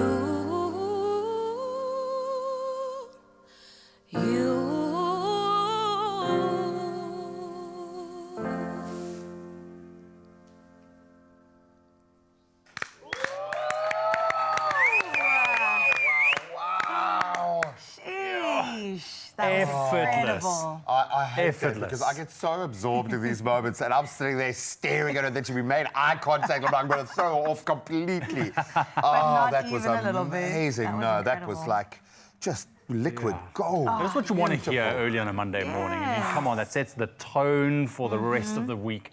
It's going to be amazing. Stick around because Seto G is not going anywhere. Yep. She's got another performance lined up just for you. Can't wait. It's one of my favorite songs, On and On by Erykah Badu. Not only that, we're going to get back into the kitchen because we're cooking something delicious, which I feel like you gents are really going to enjoy. That's Chicken and rice balls. 30 minutes. That's staple. all you need. It's amazing. And listen, I just walked into the other kitchen and I smelt the prep. Yes. Dude, it's amazing. Look at that. I mean, What if they're look going to at use a slurry in this one? No slurry needed. No suspension needed, no. Now that we're going to get into a great safety initiative out on our roads as well that all of us need to hear about. We'll see you now.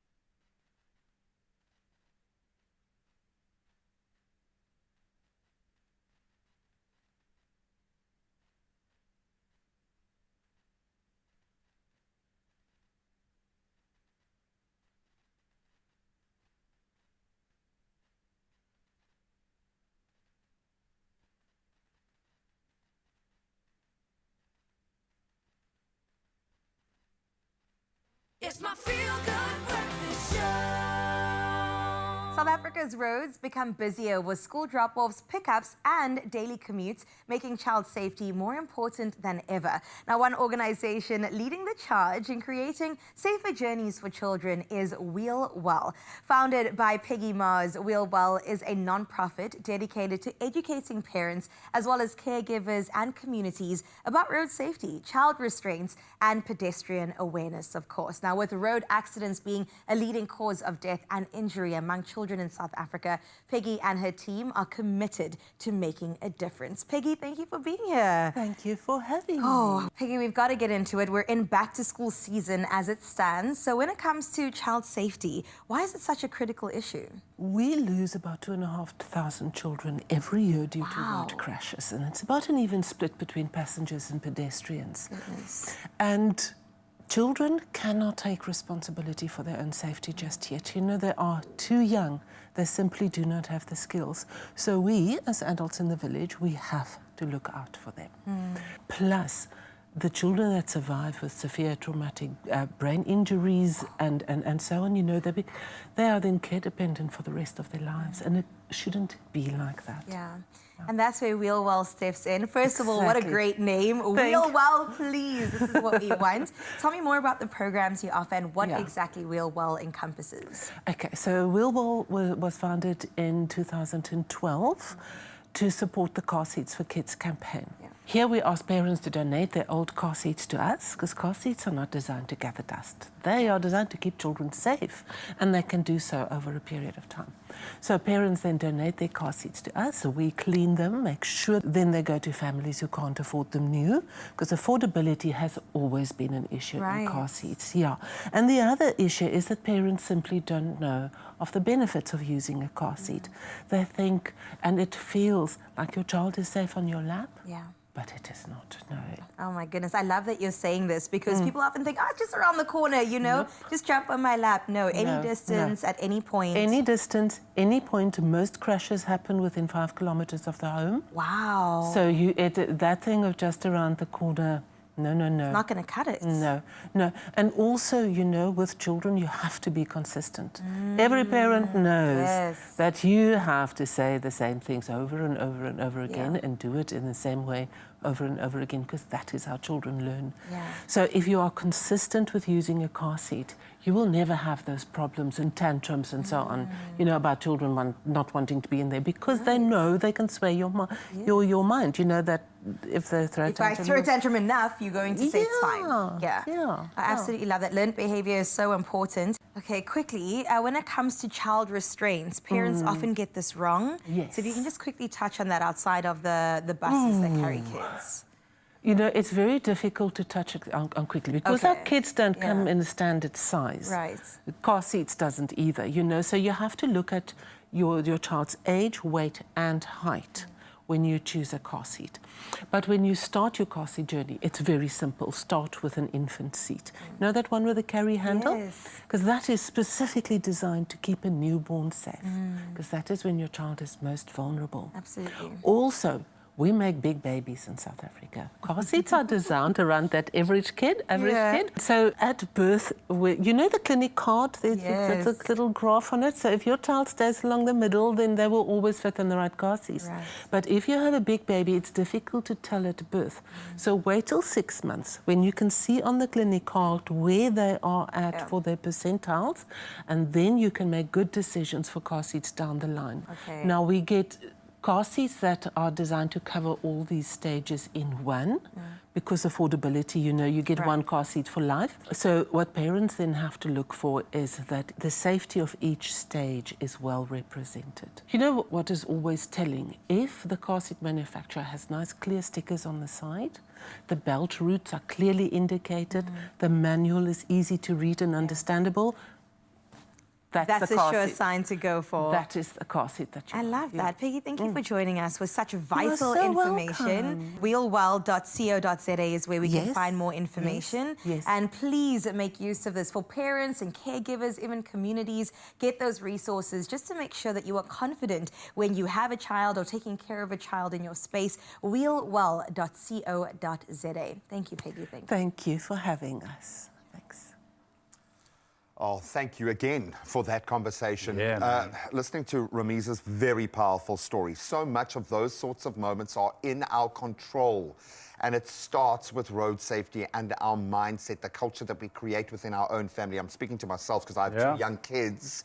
It's just an incredible opportunity for ourselves to take control of a space that often feels out of control. But once you go through that gateway, there is no coming back. So act first preemptively, man. Fantastic initiative. We're all going to be safe on the roads. We know how crazy it is there. So it's good to know that there's people out there that's advocating for this. For sure. Because, I mean, especially when it comes to the youngsters, dude, they've got a whole life in front of them.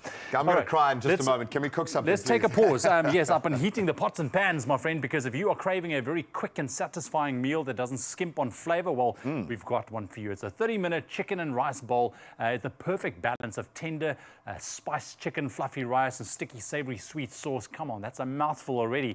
Finished, of course, with a drizzle of creamy, spicy mayo as well. My friend, so let's do it. I love a sticky sauce. So if you can prep our chicken breast there for us. Right, so I'm just spicing it up, Yeah, some cornstarch, some paprika, some hot spice over there, some salt and pepper as well. And just make sure it's nicely covered. And I'll start on the sticky sauce on this side. And I suppose for me, when you have a chicken breast, I know you braai a lot of meat. This would be something that you would kind of stay away from because it doesn't have a lot of fat. It can dry out. It also doesn't have the strongest flavor, but it means it also takes in a lot of flavor, which is great. So spice it up. Go crazy, go for it. man. So I've got some soya sauce, some honey, some sesame oil, some garlic is going in there as well. It's really like Asian flavors, and I love that. Some ginger. Some rice. Oh, this smells vinegar, amazing, guy. And some sriracha. Fantastic. And I'm laying it on thick, I'm Please not do. shy here, bro. Please do. So we're going to get that to heat up just now. Oh, I love this. And especially for a lunch option, dude. So what you do is, so it's ideally you want to marinate this chicken in the sauce a little bit, for about 15 to 30 minutes or so.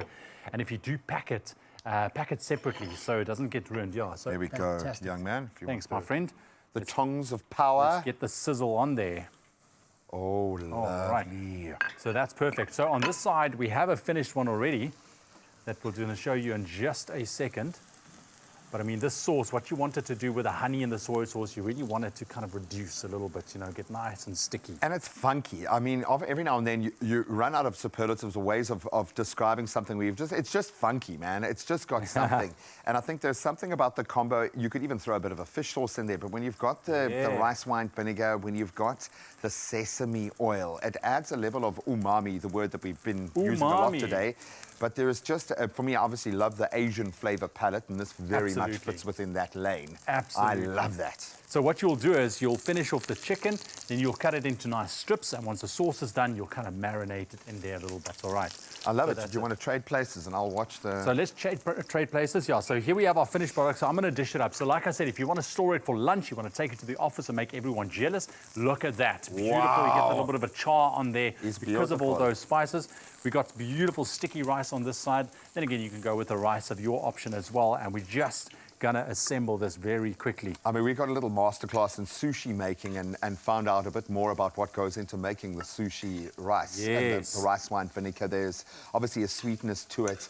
I think just because it looks simple doesn't mean that there isn't flavor development within that. No, absolutely not. There we go. I'm going to take this guy off. I mean, I'm going to leave you a piece of chicken out of here so we can at least taste. I love the smell. I love the sound of sizzle, sizzle. Look at that. This has almost got kind of a Korean vibe to me. A Korean barbecue. Very funky, very sweet. You still get that umami kick, but bucket loads. What the flavor bazooka, as I like to describe it. Flavor bazooka. All right, so then some broccoli. So obviously, I think it's best if with this particular one, broccoli steamed. Yeah, the best way to go. It very quick. Just keep the fresh, if the broccoli still has that beautiful green color, you're okay. Yeah, you don't want to cook out the nutrients. However you feel about your veggies, I'm sorry, for me, broccoli is always on the list. It just feels like the healthiest veg. And then we've got some sesame seeds, just to sprinkle it off there. Oh, that is beautiful. That is like food truck vibes, dude. Buddy. Hey? And then that spicy mayo. Oh, for the that love we're gonna of. go. Yeah. Come on, very good.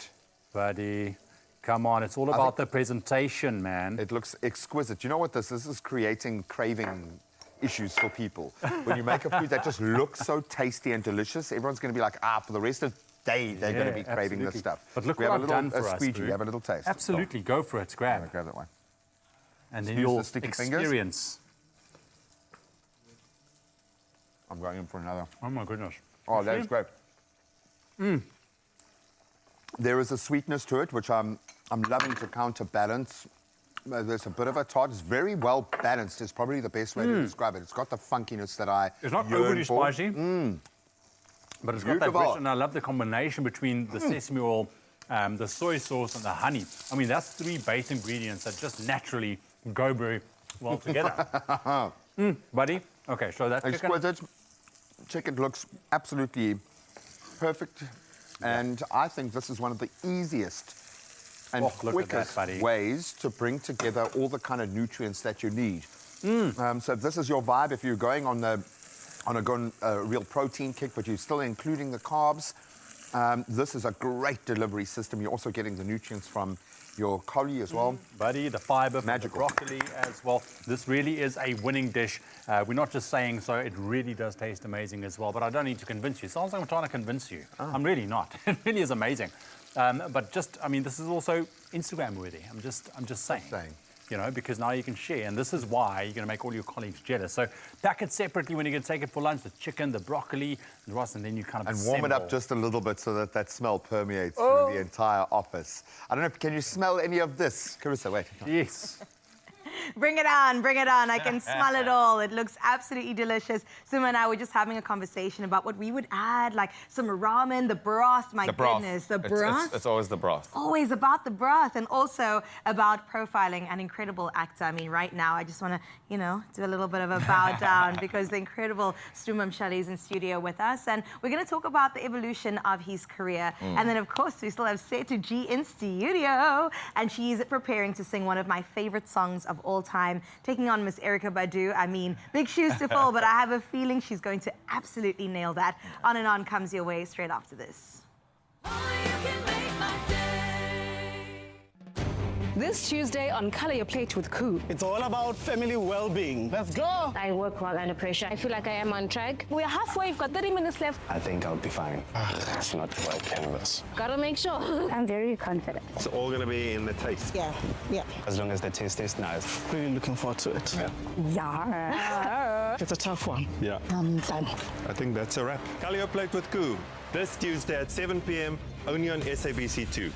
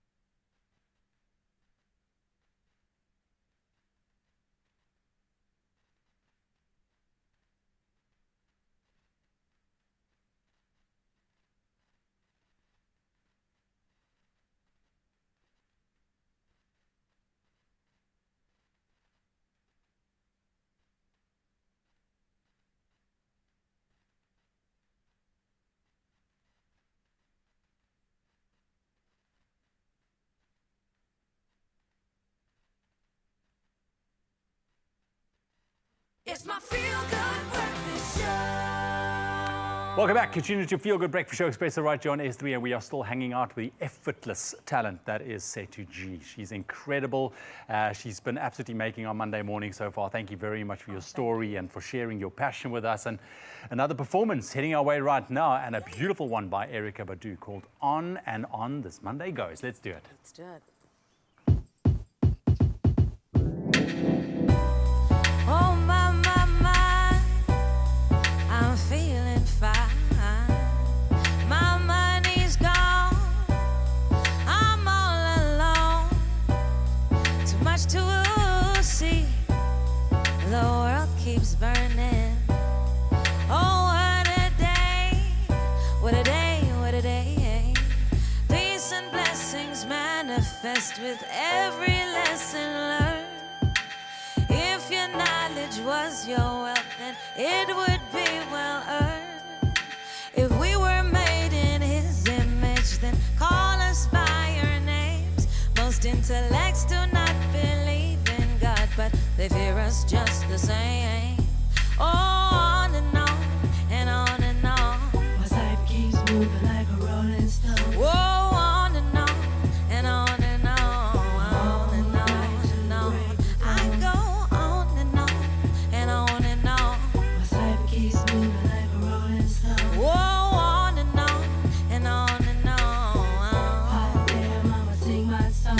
I was born underwater with $3.06.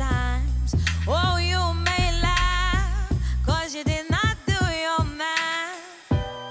Like 1, 2, 3. Damn, y'all hear that? Like 1, 2, 3. The world keeps turning. Whoa, what a day, what a day, what a day. The man who knows something knows that he knows nothing at all. Does it feel colder in your summertime and hotter in your fall? If we were made in his image, then call us by our names. Most intellects do not believe in God, but they fear us just the same. Oh, on and on and on and on. My life keeps moving like a rolling stone. Whoa, on and on and on and on, on and on and on. I go on and on and on and on. My life keeps moving like a rolling stone. Oh, on and on and on and on. Mad props to the guard job. I am feeling kinda hungry, 'cause my high is coming down. Don't do me yours, 'cause your love does not endure. I think I need a cup of tea. The world keeps burning. Oh, what a day, what a day, what a day. Peace and blessings manifest with every lesson learned. If your knowledge was your wealth, then it would be well earned. If we were made in his image, then call us by our names. Most intellects do not believe in God, but they fear us just the same. Oh, on and on and on and on. My life keeps moving like a rolling stone. Whoa, on and on and on and on, on and on and on. I go on and on and on and on. My life keeps moving like a rolling stone. Whoa, on and on and on and on and on and on. Thank you. Yep.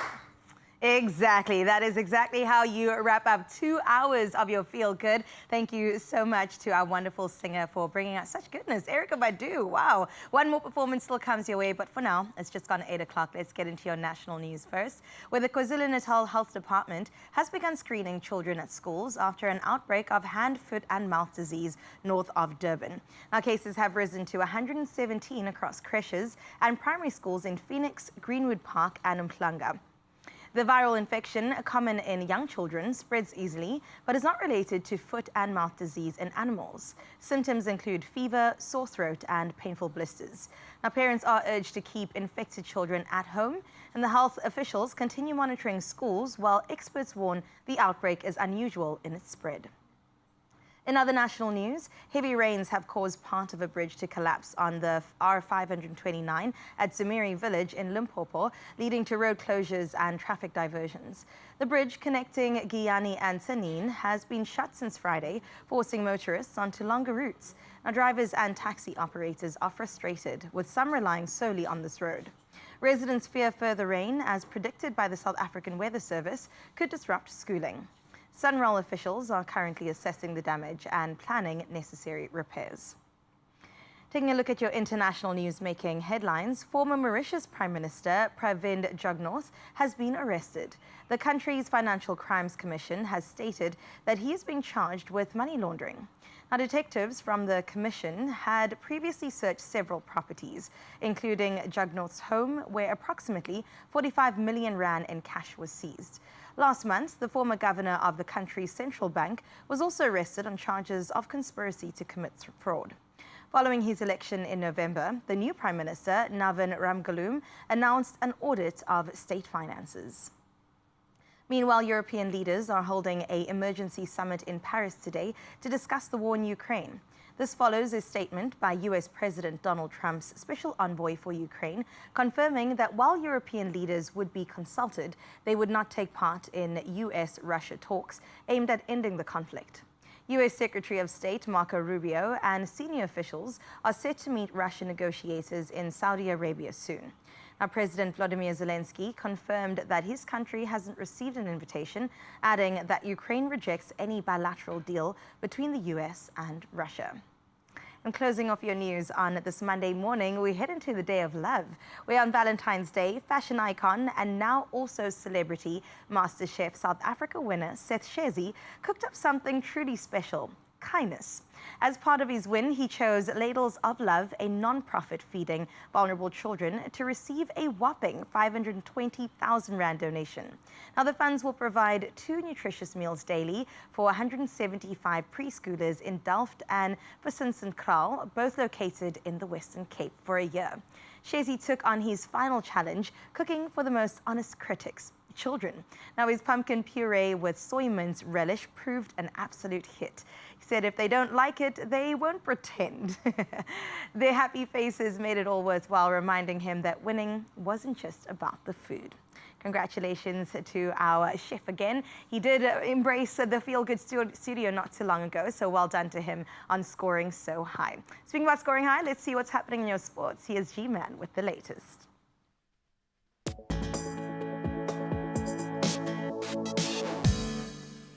Well done again to Seth Shezi, an incredible winner of Celebrity Master Chef. Well, speaking of winning ways, let's start with footy, and Liverpool continue their march. They moved 7 points clear at the top of the Premier League table with a hard-fought 2-1 win over Wolves. Luis Diaz opening the scoring before winning a penalty, which Mohamed Salah converted for his 23rd league goal of the season. Mateus Cunha then pulled one back, but Liverpool held their nerve to reach 60 points, and that's ahead of Arsenal's 53, with 13 games still remaining.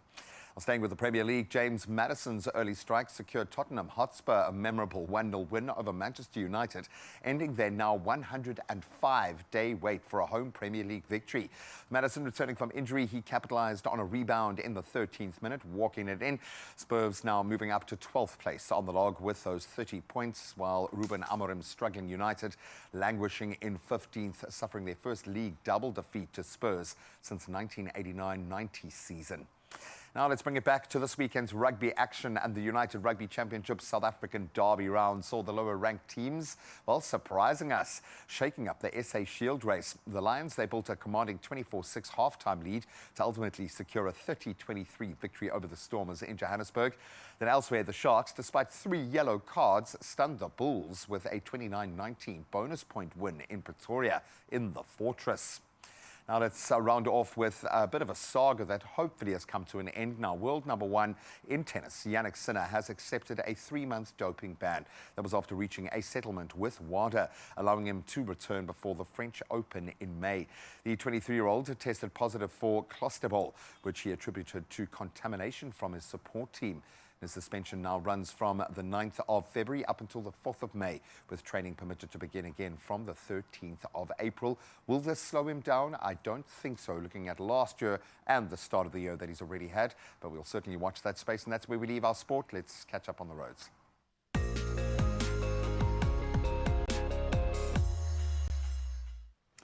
Thank you so much, G. A couple of incidents on the roads that we need to be aware of this morning. In Johannesburg, Gauteng, there has been an accident on the N3 southbound, and that is before Linksfield Road, resulting in 4-lane closures. Heavy delays are expected, so please proceed there with extra caution.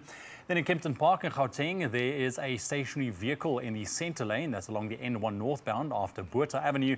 And if you are making use of the affected route, please stay alert when passing through. And in Cape Town, there is a road closure on Baden-Powell Drive as a result of sand on the road. Motorists are advised to avoid the affected area and make use of alternative routes to ensure their safety. Please be safe on the roads. Let's take a look at those temperatures for last time.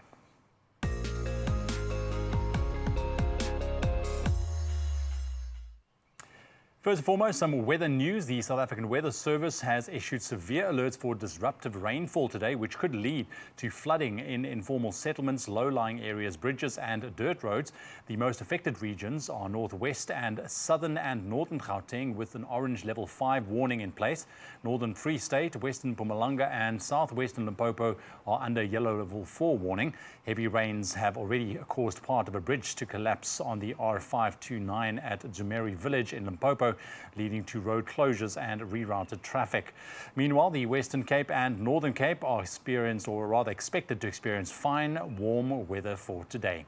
That's your weather news. Before we jump into those temperatures, here's your sunrise view of the hour, and just look at this by Remo from Margate. You can expect 28 degrees Celsius maximum today.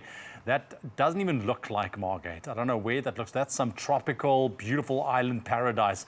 Remo, what a way to wake up to that. Thank you very much for taking the time and sharing that picture. I do hope that you have a fantastic day. That definitely just gives us all those holiday feels that we need on a Monday morning. Please continue to share your morning views with us. Always lovely to see your parts of the world. 063 408 8863. That's our WhatsApp line. Here's your temperatures.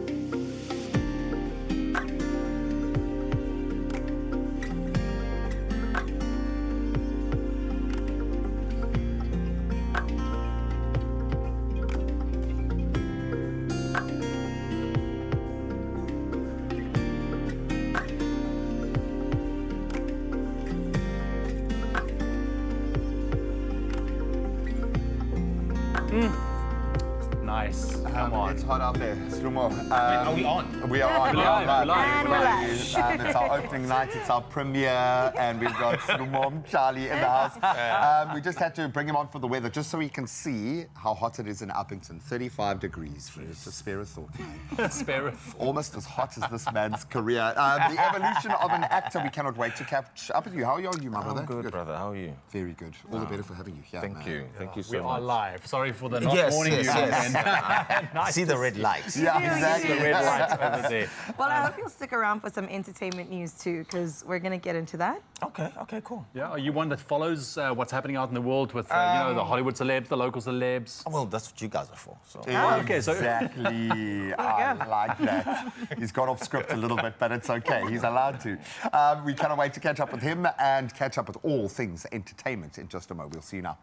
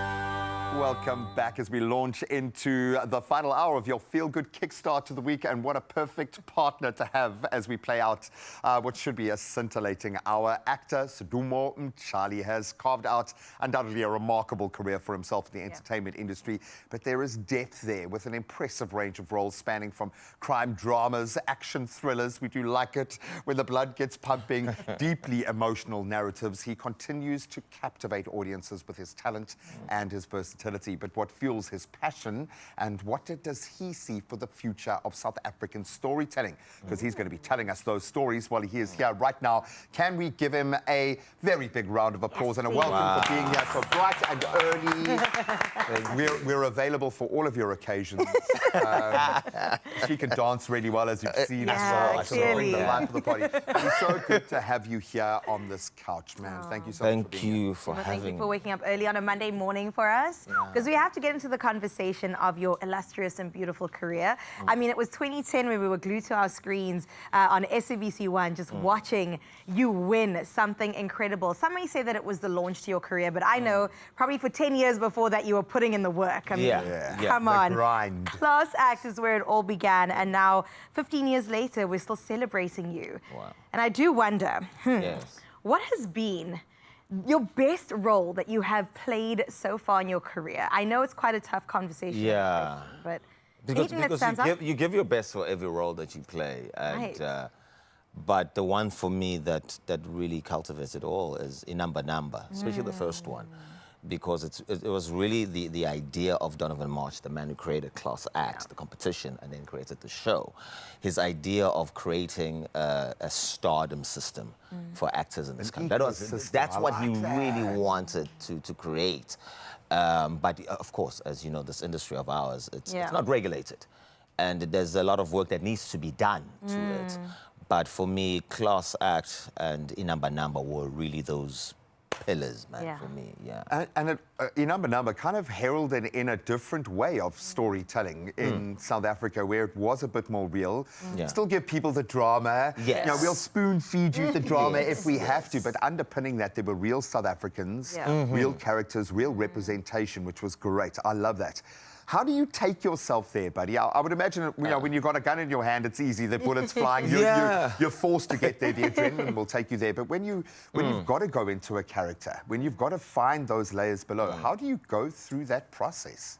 I think for me, it's a process that's been there for a very long time, and really wanting to tell authentic South African stories. And that's really been the drive for me. And then those layers is something that you already have. It's in you. I mean, the great thing about Donovan March, it's such a collaborative art form, this thing that we do. He always say, you know, listen, guys, I'm white. You tell these stories. You black. Come on, man. Find it in you. And to have a director who's that honest and has an understanding for what we want to tell. Because what's important is, what do you want to say as an artist? You can do everything else, the glamour, the guns, as you say, but what do you want to tell? Because the impact of that story has gone beyond just that. It's a living thing once you put it out there. There's kids right now who do theatre shows with a number script. Absolutely. And I don't know where they're getting the script from, but they're actually regulation, as you said. We need regulation, man. No, but I love that. I'm sure those are the moments where you don't mind that full circle coming back, man. That is so cool. That's special. That's a goosebump-worthy moment in and of itself. And I do kind of wonder about what motivates you to keep you going. I mean, you've had so many highlights in your career. I'm sure so many downs, too, that you could talk about and write books about.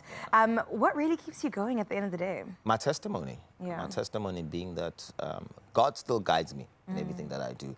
My family prayers are still always there. And as I was saying before, you know, it's telling those South African stories at the highest, the best that we can. And we the only ones who can tell the story. I remember working with Lawrence Fishburne the one time. He was like, you guys have it. It's just that you just need to find it and package it, as they say. But we have it. And he's not the first. The Clint Eastwoods of the world have highlighted this. When they've come here to try to tell our stories, it always falls short. Despite brilliant performances, amazing writing, all the credentials, you need that South African. And it feels like we are starting to take ownership of that now. So I'm going to... this is a bit of a two-edged sword here, because I know we do need the regulation. Absolutely. But we would only need the regulation if we were coming of age. So it's it's not an entirely negative situation. No. Where do you see the industry? Are you more positive or pessimistic right No, now? I'm positive. I'm definitely positive. These young writers that are creating, these young writers that are doing incredible stories, young filmmakers, young storytellers, they're really driving. That's why most of the time, if I'm not on screen, I still go back home to Esandloan and I teach kids. I do workshops. There's a program there called Tulene that we do there with the kids there. It's a very beautiful program we do with the kids, and we educate them, not necessarily just on performance, but more on finding themselves as young kids. Yeah. So those, for me, it's...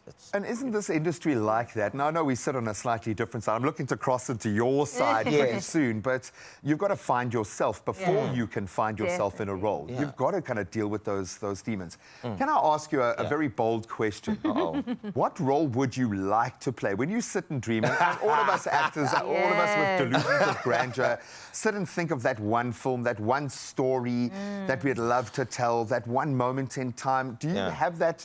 Does your mind go to those places when you look forward? Listen, I think we've told all the stories. I think every single story has been told. It's just now really, how do we as South Africans really own what we're saying? Yeah. I love that. For me, and how do we distribute it in a better way that serves our people even more? So for me, it's a story that will be of servitude more than anything else. How do we really serve? Because I was having a chat with a young man about what do you want, asking me advice. How do I get into this industry? I'm like, no. The question is, you should be asking yourself, what do you want to give to the industry instead of what you want to take? You know, so my mindset now has been on that, because that's how we, even in Joburg, we created platforms such as Actor Spaces, where we create a platform where young artists come in and they do workshops and they teach, network, they network, which is as important. I love it. I mean, even casting as well, you know, so we're really trying to open up this industry, as they say. Yeah. And there aren't gatekeepers, by the way. There are challengers, but it's not a person holding that door closed. Yeah. You can kick it down. You can kick it down, man. Simo, this has been beautiful. Please don't go anywhere. We want to keep you around forever. And I absolutely love what you said. It is an act of service that you are giving and doing. So we thank you for your services. And we hope to put those to the test in the kitchen, because maybe Simo's going to cook us some breakfast in just a little bit. You threw yourself under the bus with that one, unfortunately. Don't worry, we will help you out there, but so good to have you in studio. He ain't going nowhere. Oh no, we're going to find a lot more about this man in just a bit. But for now, quickly, you could start Monday with a bang by playing Daily Lotto for an estimated 450,000 Rand jackpot. I mean, don't get left behind.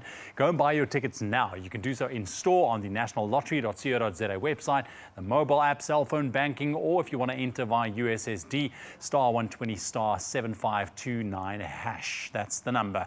Now, all of those details are also on our Expresso social media pages, so you can go check them out. But make sure that you play Daily Lotto for an estimated 450,000 Rand jackpot today for your chance at a big payday. Make sure you go and play now. All right, we're going to take a very quick break. When we come back, Dumo is still with us. We have some quick fire questions for the man himself. Let's see how switched on he is early in the mornings, especially on a Monday. And then Setiji is also with us all this morning. How deep is your love? That's coming your way. It's going to be a beautiful performance you do not want to miss. We'll see you just now.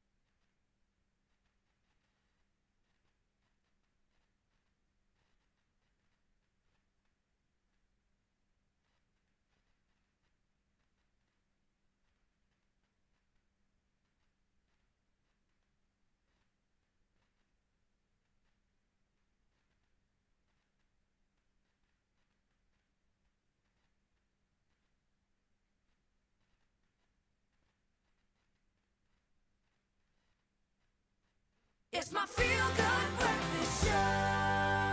Welcome back to your Feel Good Breakfast Show. It is Expresso on S3, and right now we're about to get into a round of quick-fire questions with SAFTA awarded Stumum Charlie's here in the building, and we've got to put him in the hot seat. I mean, what else do you do with an absolute legend than to test them without overthinking too much? We've got to just fire you some questions, and hopefully you're awake to answer them. Okay, Yeah, yes, we're trying. Improv. Okay, improv. Anything goes. I'll use words that you can understand. All right, this might surprise us. We might all know this already, but what was the first role you ever played? Robin Hood Men in Tights. Ooh. Thank you for giving us the image of you in tights. I love Yes. that. I was this high. That is very cute. Were you Robin Hood or were you one of the men in tights? The worst name, Little John. Little John. Oh, wow. Comes with some gravitas. I love that, man. Oh, my goodness. Okay, I'm going to move on from childhood to perhaps where you are right now, because I have to ask, what is the best advice you've been given as an actor? Find God in the moment. Oh, wow. Mic drop. You're going to do that to us, eh? Okay. Hey, listen, you asked. Now, what must every other actor do Say now after today? that. Are they going to go and find God in their performance Listen, they need today? to find somebody. Or they're going to fail? Oh, man, I love that, dude. Ooh, dream co-star for a future project. I would go for... And it can be anyone, eh? Denzel Washington's son. Oh, wow. I like him. Yeah. Yeah, he's fantastic. Why? Well, his dad is old now, so... Yeah.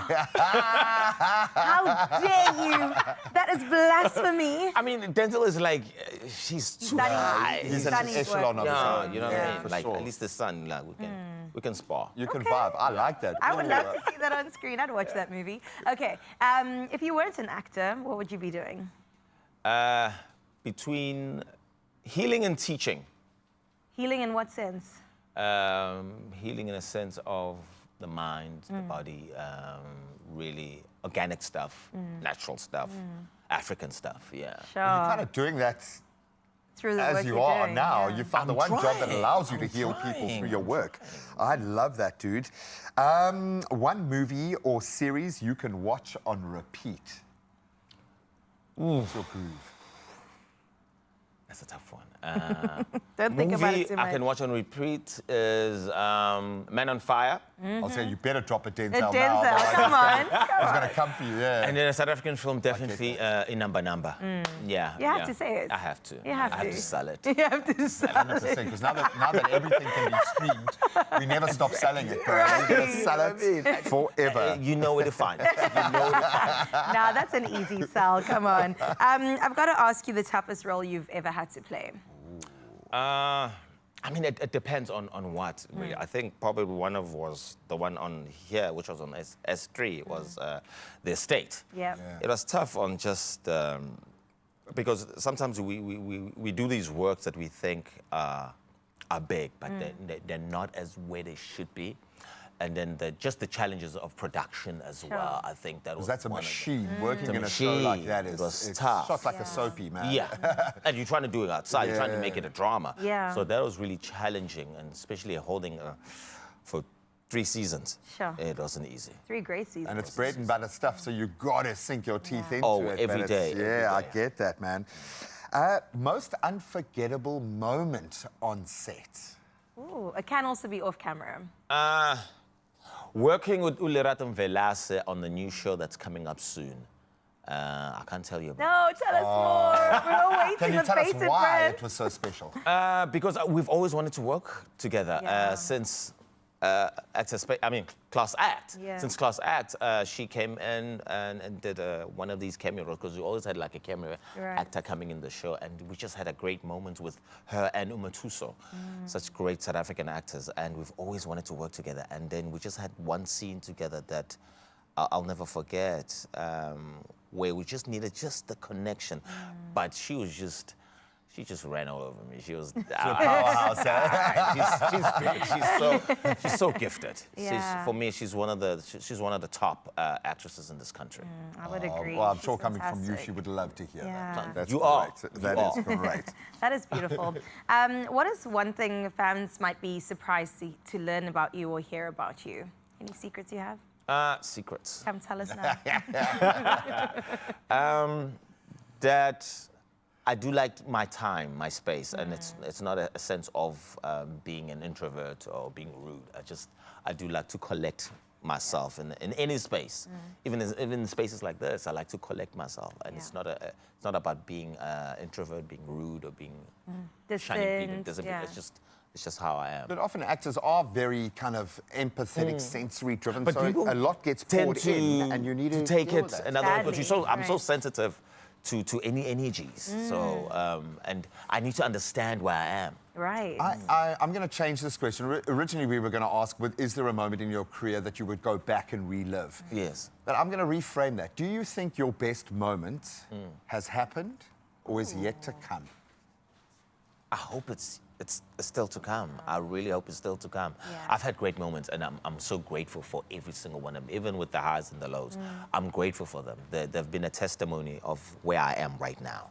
And I use them constantly to tell a great story, the best that I can. You know.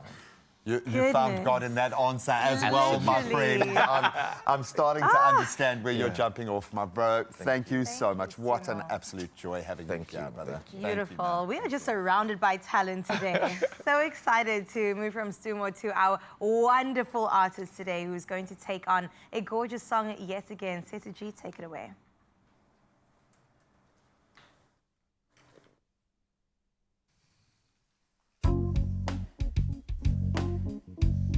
If you feel the need to dance in the studio, let's dance.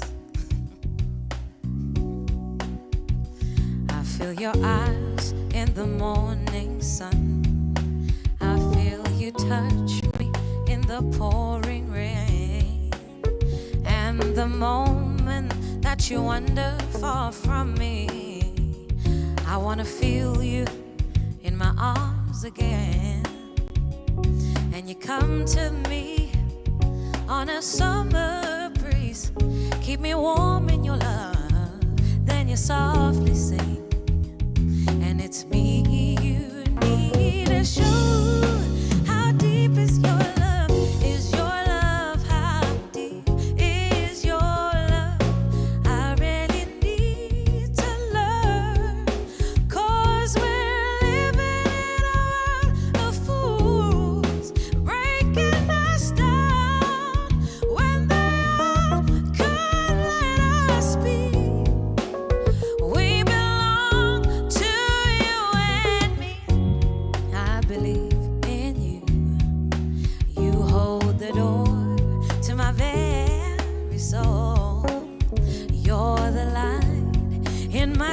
Darkest hour, yeah. You're my savior when I fall, yeah. And you may not think that I care for you, when you know deep down inside I really do.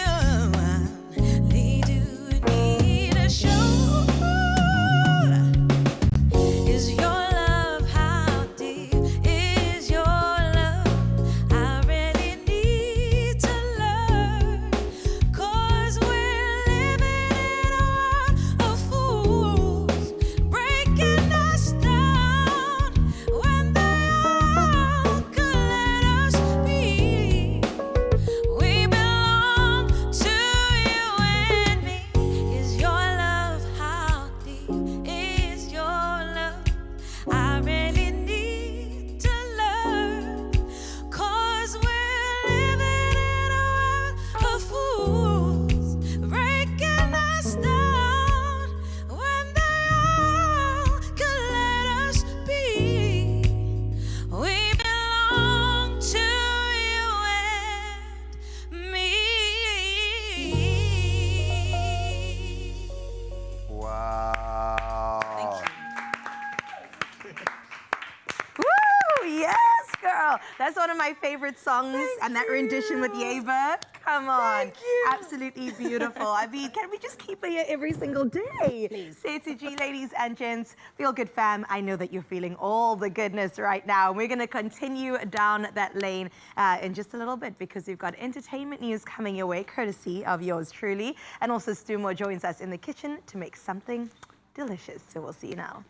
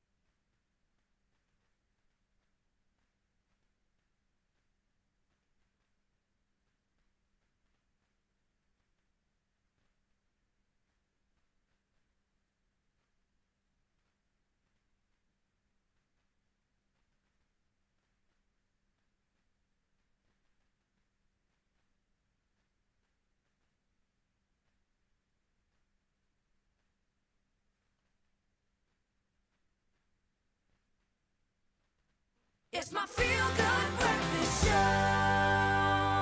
Welcome back. The pupils are all lined up and in class and ready for our lesson today. It's time for a weekend recap of the entertainment news. Yep. The That's streets. right. What Spill are it, the Carl. All right, Ewan, let's get into Spill it. Michael B. Jordan, we're fans, we're not fans. Massive fan. Massive fan. Massive. Come on, massive, Mr. massive Creed. fan. I can't say I love him too loudly because my date man that will man on come the looking side. for me. Well, too bad it's out there now. Absolutely love Michael B. Jordan. Recently, we saw he went through a heartbreak. He was dating Lori Harvey, and I think that was around 2022. They were the it couple. Everybody absolutely was obsessed with them, planning their wedding, their children's Flying her names. to islands to Do you know what I'm saying? Living the best say good life. morning to her there, you know, crazy stuff, man. What a life. That's the life we all deserve. Unfortunately, that breakup was very public. We all kind of found out about it. At every moment, he looked really sad too. So we were almost mourning with him, but also standing in line to be the next. Yeah. But now he's saying, you know what? At the end of the day, in a recent interview he did with GQ, he was talking about the fact that he is open to finding love again, but actually he's focusing on his career and making sure that everything else is being ticked outside of just focusing on love solely. Yeah, so you want someone to fit in with his lifestyle and somebody Because who he- understands. He's a bit of an underachiever. He needs to spend some time focusing on the job and just getting the work done, Michael. Okay, lest you get distracted.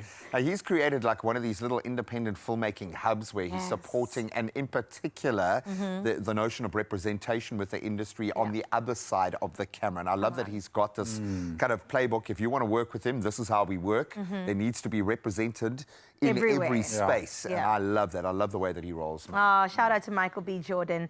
Expresso loves you. We love you over here. Okay. Some more than others. The Destiny's Child reunion is the moment we've been waiting cool. for a while. If you're a 90s kid, if you're a girl from the 90s, you loved Beyonce since then, but also Kelly Rowland and Michelle. And it was a celebration of Kelly's 44th birthday. And the three of them got together. And we were all going, could this be an announcement that a tour is coming? I don't know. Are we jumping the gun? Was this a reunion or a birthday party? Yeah. Wouldn't you want to see Destiny's Child in action? I think a lot of people, and it's kind of the era for it. Yeah. We are getting quite nostalgic now. I think streaming platforms, we were joking about it earlier, but streaming platforms have kind of taken the timeline away. Yes. So we can dip into whatever music we absolutely love. And when you do a deep dive into Beyonce, you got to go to Destiny's Child. Come on. To see where it began. And also with their solo careers, we haven't seen too much of Michelle and Kelly. Yeah, exactly. Wow, Really, you're gonna- I think it'd be good to see them on stage again. Yeah. Hey, come on, fans out there, make it happen. Who do you think would be the least keen out of the three of them to go on get back tour? stage? Beyonce. Wow. Yeah. Think so? And I we think- get a roar of yah coming from upstairs as well. I think everyone's a fan of Beyonce. I don't know that Beyonce's a fan of others, if that makes sense. Wow. She's just the girl she thinks she is. What are you Yeah, going to and look, and she proved it at the Grammys. Come on, over and what over you gonna again. do? All right, let's get into actress Palesa Marisakwane. Absolutely a wonderful story about her, reflecting on her past and her relationship with Somizi Sumgogo, which we also absolutely love. And they actually share a child together. So back in the day, before he, explored his sexuality or became public with what he is into, they had a child. And the societal scrutiny was upon them, but she still said, you know what, they're good, and they raised a beautiful kid in the midst of it. That's all that matters at the end of the day. He's also recently come out and said he identifies as pansexual. So it kind of tells you that it's all fluid. Which is very Somizi. Very If Yeah. you've known or worked with him or are lucky enough to call him a mate, he is kind of like that. He does him. He is professionally himself. Exactly. And that is a beautiful thing. Rock on, bro. I absolutely love that. And thank you for also sharing that story, because I don't believe that they're the only couple that has experienced a story like this. And it's really good to know that, it's okay at the end of the day. And family is what matters. What matters is that the relationships is, it's kind of still intact given the circumstances, and they are making the most of it, especially for the youngsters. Yeah, they're great. Saying. So that's the most. Thank you very much, Carissa. Thank we do you. have one story left, but we'll do it. Yeah. That's great, because We'll you try. Can I have go got a cook? cook date. I got a date. Let me You go. got a date. Bona fide celeb as well. In the Wow, kitchen. I love it. So break it down for us. We love Minnie Dlamini. Does love Minnie? So, love loves Minnie. Yeah. So Minnie Dlamini and Dr. Brian Monaisa are officially a couple. And the big news is here on Valentine's Day. Now, this past Friday, Minnie posted an adorable photo of herself and Dr. Monaisa confirming their relationship. So it's all out there in the open, with her standing next to a new car, which appeared to be her Valentine's Day. Surely that must be what it is. Why else? Dr. Munez is putting us you know all I to love shame. you and I hate you at the same time, hey? That's a big gift. It is a very big gift, and it's a Valentine's Day. beautiful blue gift. I'm not even going to announce the brand name because you know, but we do love Minnie. She's had some stormy seasons because she's just one of those that will always get spoken about when it comes to relationships, and we are so happy that she is in a smooth sailing stage. Yeah, absolutely. Well, based on the pictures that we are seeing right now, she looks like she is in relationship heaven right now. Please look out for Minnie in a drop-top blue sports car today. Well, we don't have to look far to find those celebs that we love. In fact, we got one in the kitchen right now. Me? You talking about me? No, I'm kidding. Definitely not me. We've still got a wonderful celebrity in the kitchen with us. We had to make him cook at the end of the day because off camera, Stuma and I were talking about his love for ramen. And now I said, if you're talking about it, you've got to show me the love in ramen. Okay. Okay, so what are we doing? Okay, we're gonna start with some garlic. We really have some oil in there, you know. Just gonna... To get it fragrant. You know and what I mean? Get it delicious. going, because you got to start with it, and you don't want to overcook it. Okay. You don't want to overcook it. I have no idea what I'm doing. But you don't want to overcook it. No, it's convincing. Keep going, keep going. And then, you know, you add a few spices, you know. I must Do you say, like some spice? I do love spice, but not too much. You know, I have a bit of a gas thingy happening there. Oh, yeah. Yeah, so, and you add a bit of... soy sauce, perhaps? Sure. Yeah. Add a bit of that just to create the feel, the Asian stuff, you know. And then, of course... I would add a little bit more. You think so? Yeah. Oh, that's a lot. It's a collaborative effort. That's a lot. Oh, is that too much? That's a lot. Okay, it's fine. Keep take going. it out. How do we... No, it's fine. Give me a straw, somebody. We'll make it work. We'll make it work. Listen, you are handling the show very well, by the way. Thank you. I appreciate you, I might come back again. I might come just back because again. of me? Just because of you. Thank you. No, but the other guy. But hey, listen, you are handling this. They don't matter. We don't, Okay, we don't cool. talk about And then them right now. you can add this now if you want to, or Okay. later if you want a Yes. crunchy feel. But I sometimes like to add it now, just to give it more of a feel. Like a meaty feel once the mushroom cooks down as well. Mushrooms are very good for you. Okay. They're really good for you. I believe you because of your healing knowledge. Journey, Yes, journey, exactly. yeah. So, and then, of course, we have our lamb. This is lamb, by the way. Delicious. It's already been cooked. Yeah, I was going to say you could use leftover lamb. Absolutely, Yeah. absolutely. So you add that in. So you just warm it up. Oh, we don't hold back on the No, the no, lamb. of course not. The soy sauce maybe, but not the lamb. No. And then, of course, you just keep it going. Beautiful. While you're doing that, what's going on over here? So this is our broth, Okay. which was made by the lovely lady of Tiffany. Tiff. Where's Yes. Tiff? Tiff. Tiffat's what they call it in the Love streets. this broth. Love this. It smells so good. They call it what in the streets? Tiffatso. Tiffatso. All right, Tiffatso. And then you can add, of course, this. Tiff, what is this? Spinach. You can add some spinach. Because we need health. Balance is absolutely vital. Am I going right, Tiff? Yeah, she's giving you the thumbs up. Tiff doesn't care anymore. Let's burn the kitchen. Tiff's given up. She said, where is the broth going? Where This has is the- been cooking it's away for a been while. Now. So now what we can do, since it's already, I think it's ready, because you don't want the too soggy meat. For me personally, I don't want my spinach to be No one too likes soggy. So food, yeah. since that is done, you can just chuck it all in. Oh, yeah. I did not Oh, yeah. anticipate that. Yeah, listen, just chuck it So in. we build the flavor and Yes. then we kind of put it all together. Yeah, you know, it's Asian. How do you switch this off? You got it. This is the one, eh? Yes. No, this one. Wait. The other one. This one? This? There we go. You were going to You're get playing me. with me. Okay. Do we put the noodles in it or do we pour this over? You can. Okay. You can.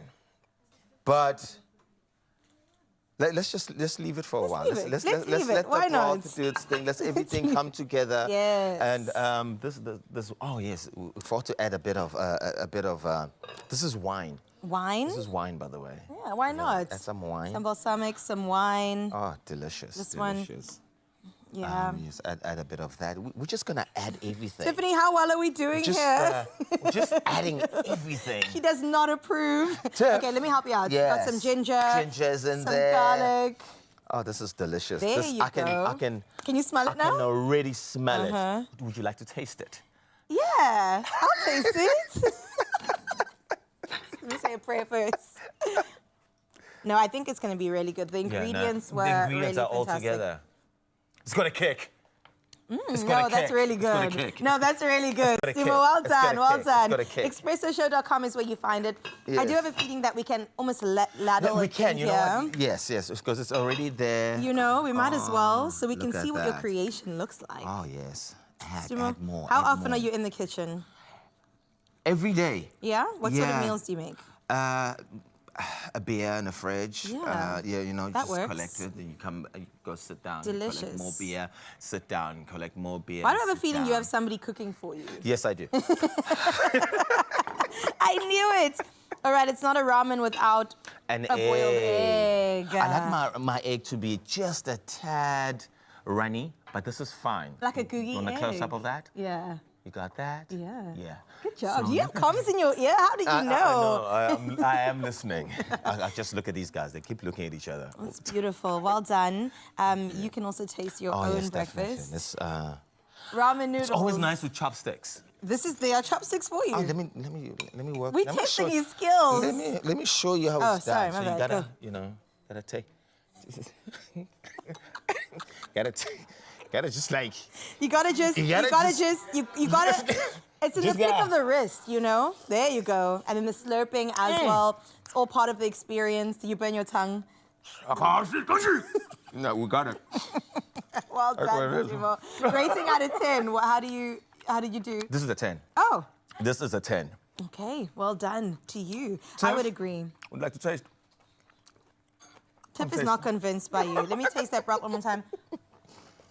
Not bad. Okay, I would give it a 9.5 out of 10. Timo, Okay, 9. absolutely nailed that, killed that. 9. Thank you for joining us in the kitchen, on the couch, maybe next on the mic, because we would love to see you do it with our wow. gorgeous singer. Maybe. Okay, maybe. We'll see. Breakfast to serve, man. I think we need a grinding halt to that little dynamic theory in the kitchen. Just very, very dangerous. Now, if the results are that spectacular as normal, you can come every morning, my friend. You have an open seat at the table. We love you. Oh, but how good was that ramen? Oh, my man, it looks amazing. So pack that up and take it to go for sure, my friend. Thank you very much. Expressoshow.com, that's where you can find the entire recipe. If that's tickled your fancy for some dinner tonight, because man, oh man, it looks really, really good. We got some good recipes we did today. Oh, man, it's been a beautiful day in the kitchen and on our stage. And Sethuji is going to be performing one more time just for you. And we're going to throw a little Miley Cyrus into the mix. Flowers. If that's the song that needs to get your day going, stick around. We'll see you now.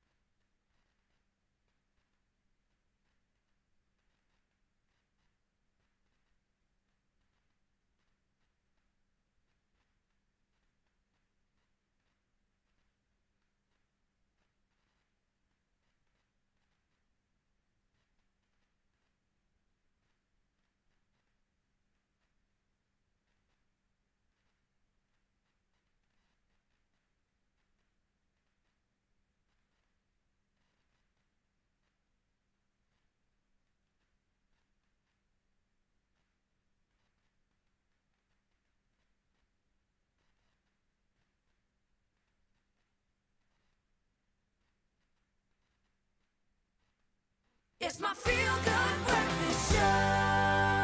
Welcome back. You are tuned into your Feel Good Breakfast show right here on S3. And before we do anything else, this could be your day. It could be your big payday as well, because you could start this Monday with a bang by playing Daily Lotto for an estimated 450,000 Rand jackpot. My friend, that's a big bucket of money. Oh, that'll beat the Monday blues. I'm ready for that. And you can get your tickets right now. You can go in store when they're open. You can do it right now online, nationallottery.co.za. You can go on their mobile app. You can use your own cell phone banking platform, or you can dial *120 *7529# for USSD. I wonder if anyone's thought of using those numbers in their numbers. Wow. I'm just saying.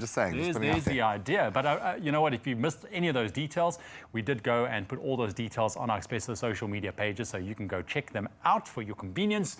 Make sure you play Daily Lotto for an estimated 450,000 Rand jackpot today for your chance at a big payday, because it really is big. Can you imagine? Sure, I am imagining hard. Putting it out there. Oh, I'm imagining and manifesting it too for our lives. Imagine we could share a couple millies. I mean come on. why not? I would love that. We can share as long as it's equal. Setu G still in the building, performed incredible music for us, and still here to perform one more song. In fact, one of my favorite songs. And it's just a really great love anthem, talking about I love myself. Speaking about Valentine's Day came and went. I know that you were with a man of a different stature on stage. Yes, so I opened for Craig Lucas on Valentine's Day. I guess as musicians, we never get a day off, do we? As any creative or artist, we're like, public holidays, what are those? Yeah, exactly. Beautiful stuff. Well, Expresso fam, we also asked you how you spent your weekend, your Valentine's Day, and we got a couple of comments that we have to just go through. This one comes from Boitumelo saying, good morning, my wonderful Expresso family. The weekend was amazing, from cooking my favorite meals to singing and dancing, and most awkwardly arguments with my partner. But either way, we can fix that because we're mature like that, and the love still continues. Yes, I love the positivity. Teresa also, hi, good morning, Teresa, saying, good morning, Expresso team. We attended a church event and it was just so awesome. Look at that. You know what? I love it when people commit to a theme.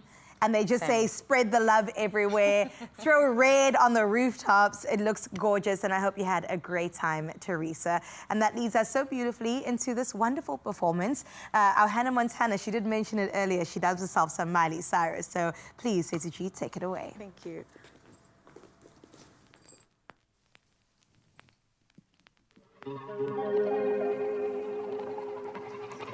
We were good, we were gold. Kind of dream that can't be sold. We were right till we weren't. Made a home, then watched it burn.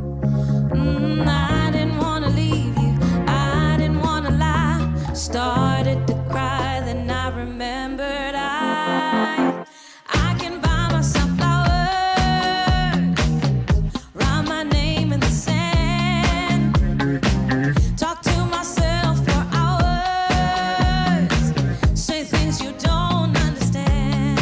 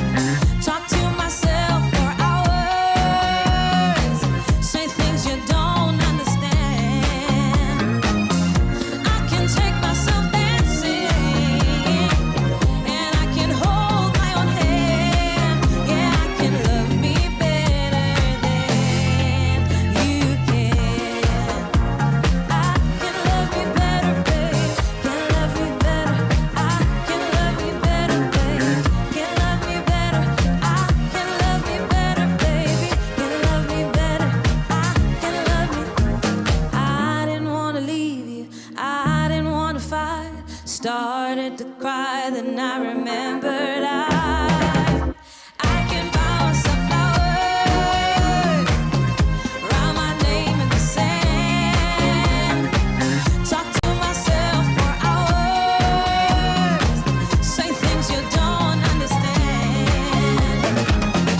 I can take myself dancing, and I can hold my own hand. Yeah, I can love me better than. Yeah, I can love me better than you can.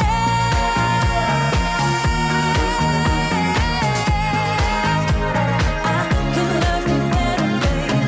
Can love me better. I can love me better, babe. Can love me better. I can love me. Flowers. Oh, that song does end rather abruptly. We were about to rock into like a whole dance solo there. Just about to start feeling it. Wow, man, I almost pulled a Setu muscle there just from G. like pausing. Setu G, you absolute legend. What a voice, please take a bow. You incredible talents and just wonderful human being as well. Hey? Such a warm individual, warm vocals. I mean, I can imagine my next Valentine's are going to be spent listening and enjoying that. I mean, what is your secret to staying so fresh, so beautiful, so warm, and so loving, Setu? God, makeup. God and makeup. Great combo. Great combo. That eyeliner. And that seems to be a box we are ticking a lot today. Just find that connection, that spiritual connection in whatever you are doing, and then just give it your all, whether that's in the kitchen, whether that's on the stage, even on the couch, man. What a show. Thank you so much. Absolutely love that. I enjoyed working with you guys today. My Monday is off to a good start. Enjoyed having you guys here too, so thank you so much, Expresso fam. Happy Monday. Yeah, and a blessed week for you guys. We'll see you bright and early tomorrow morning back here on your Feel Good Breakfast Show right here at your home S3. Have a wonderful one. Take it easy. Adios.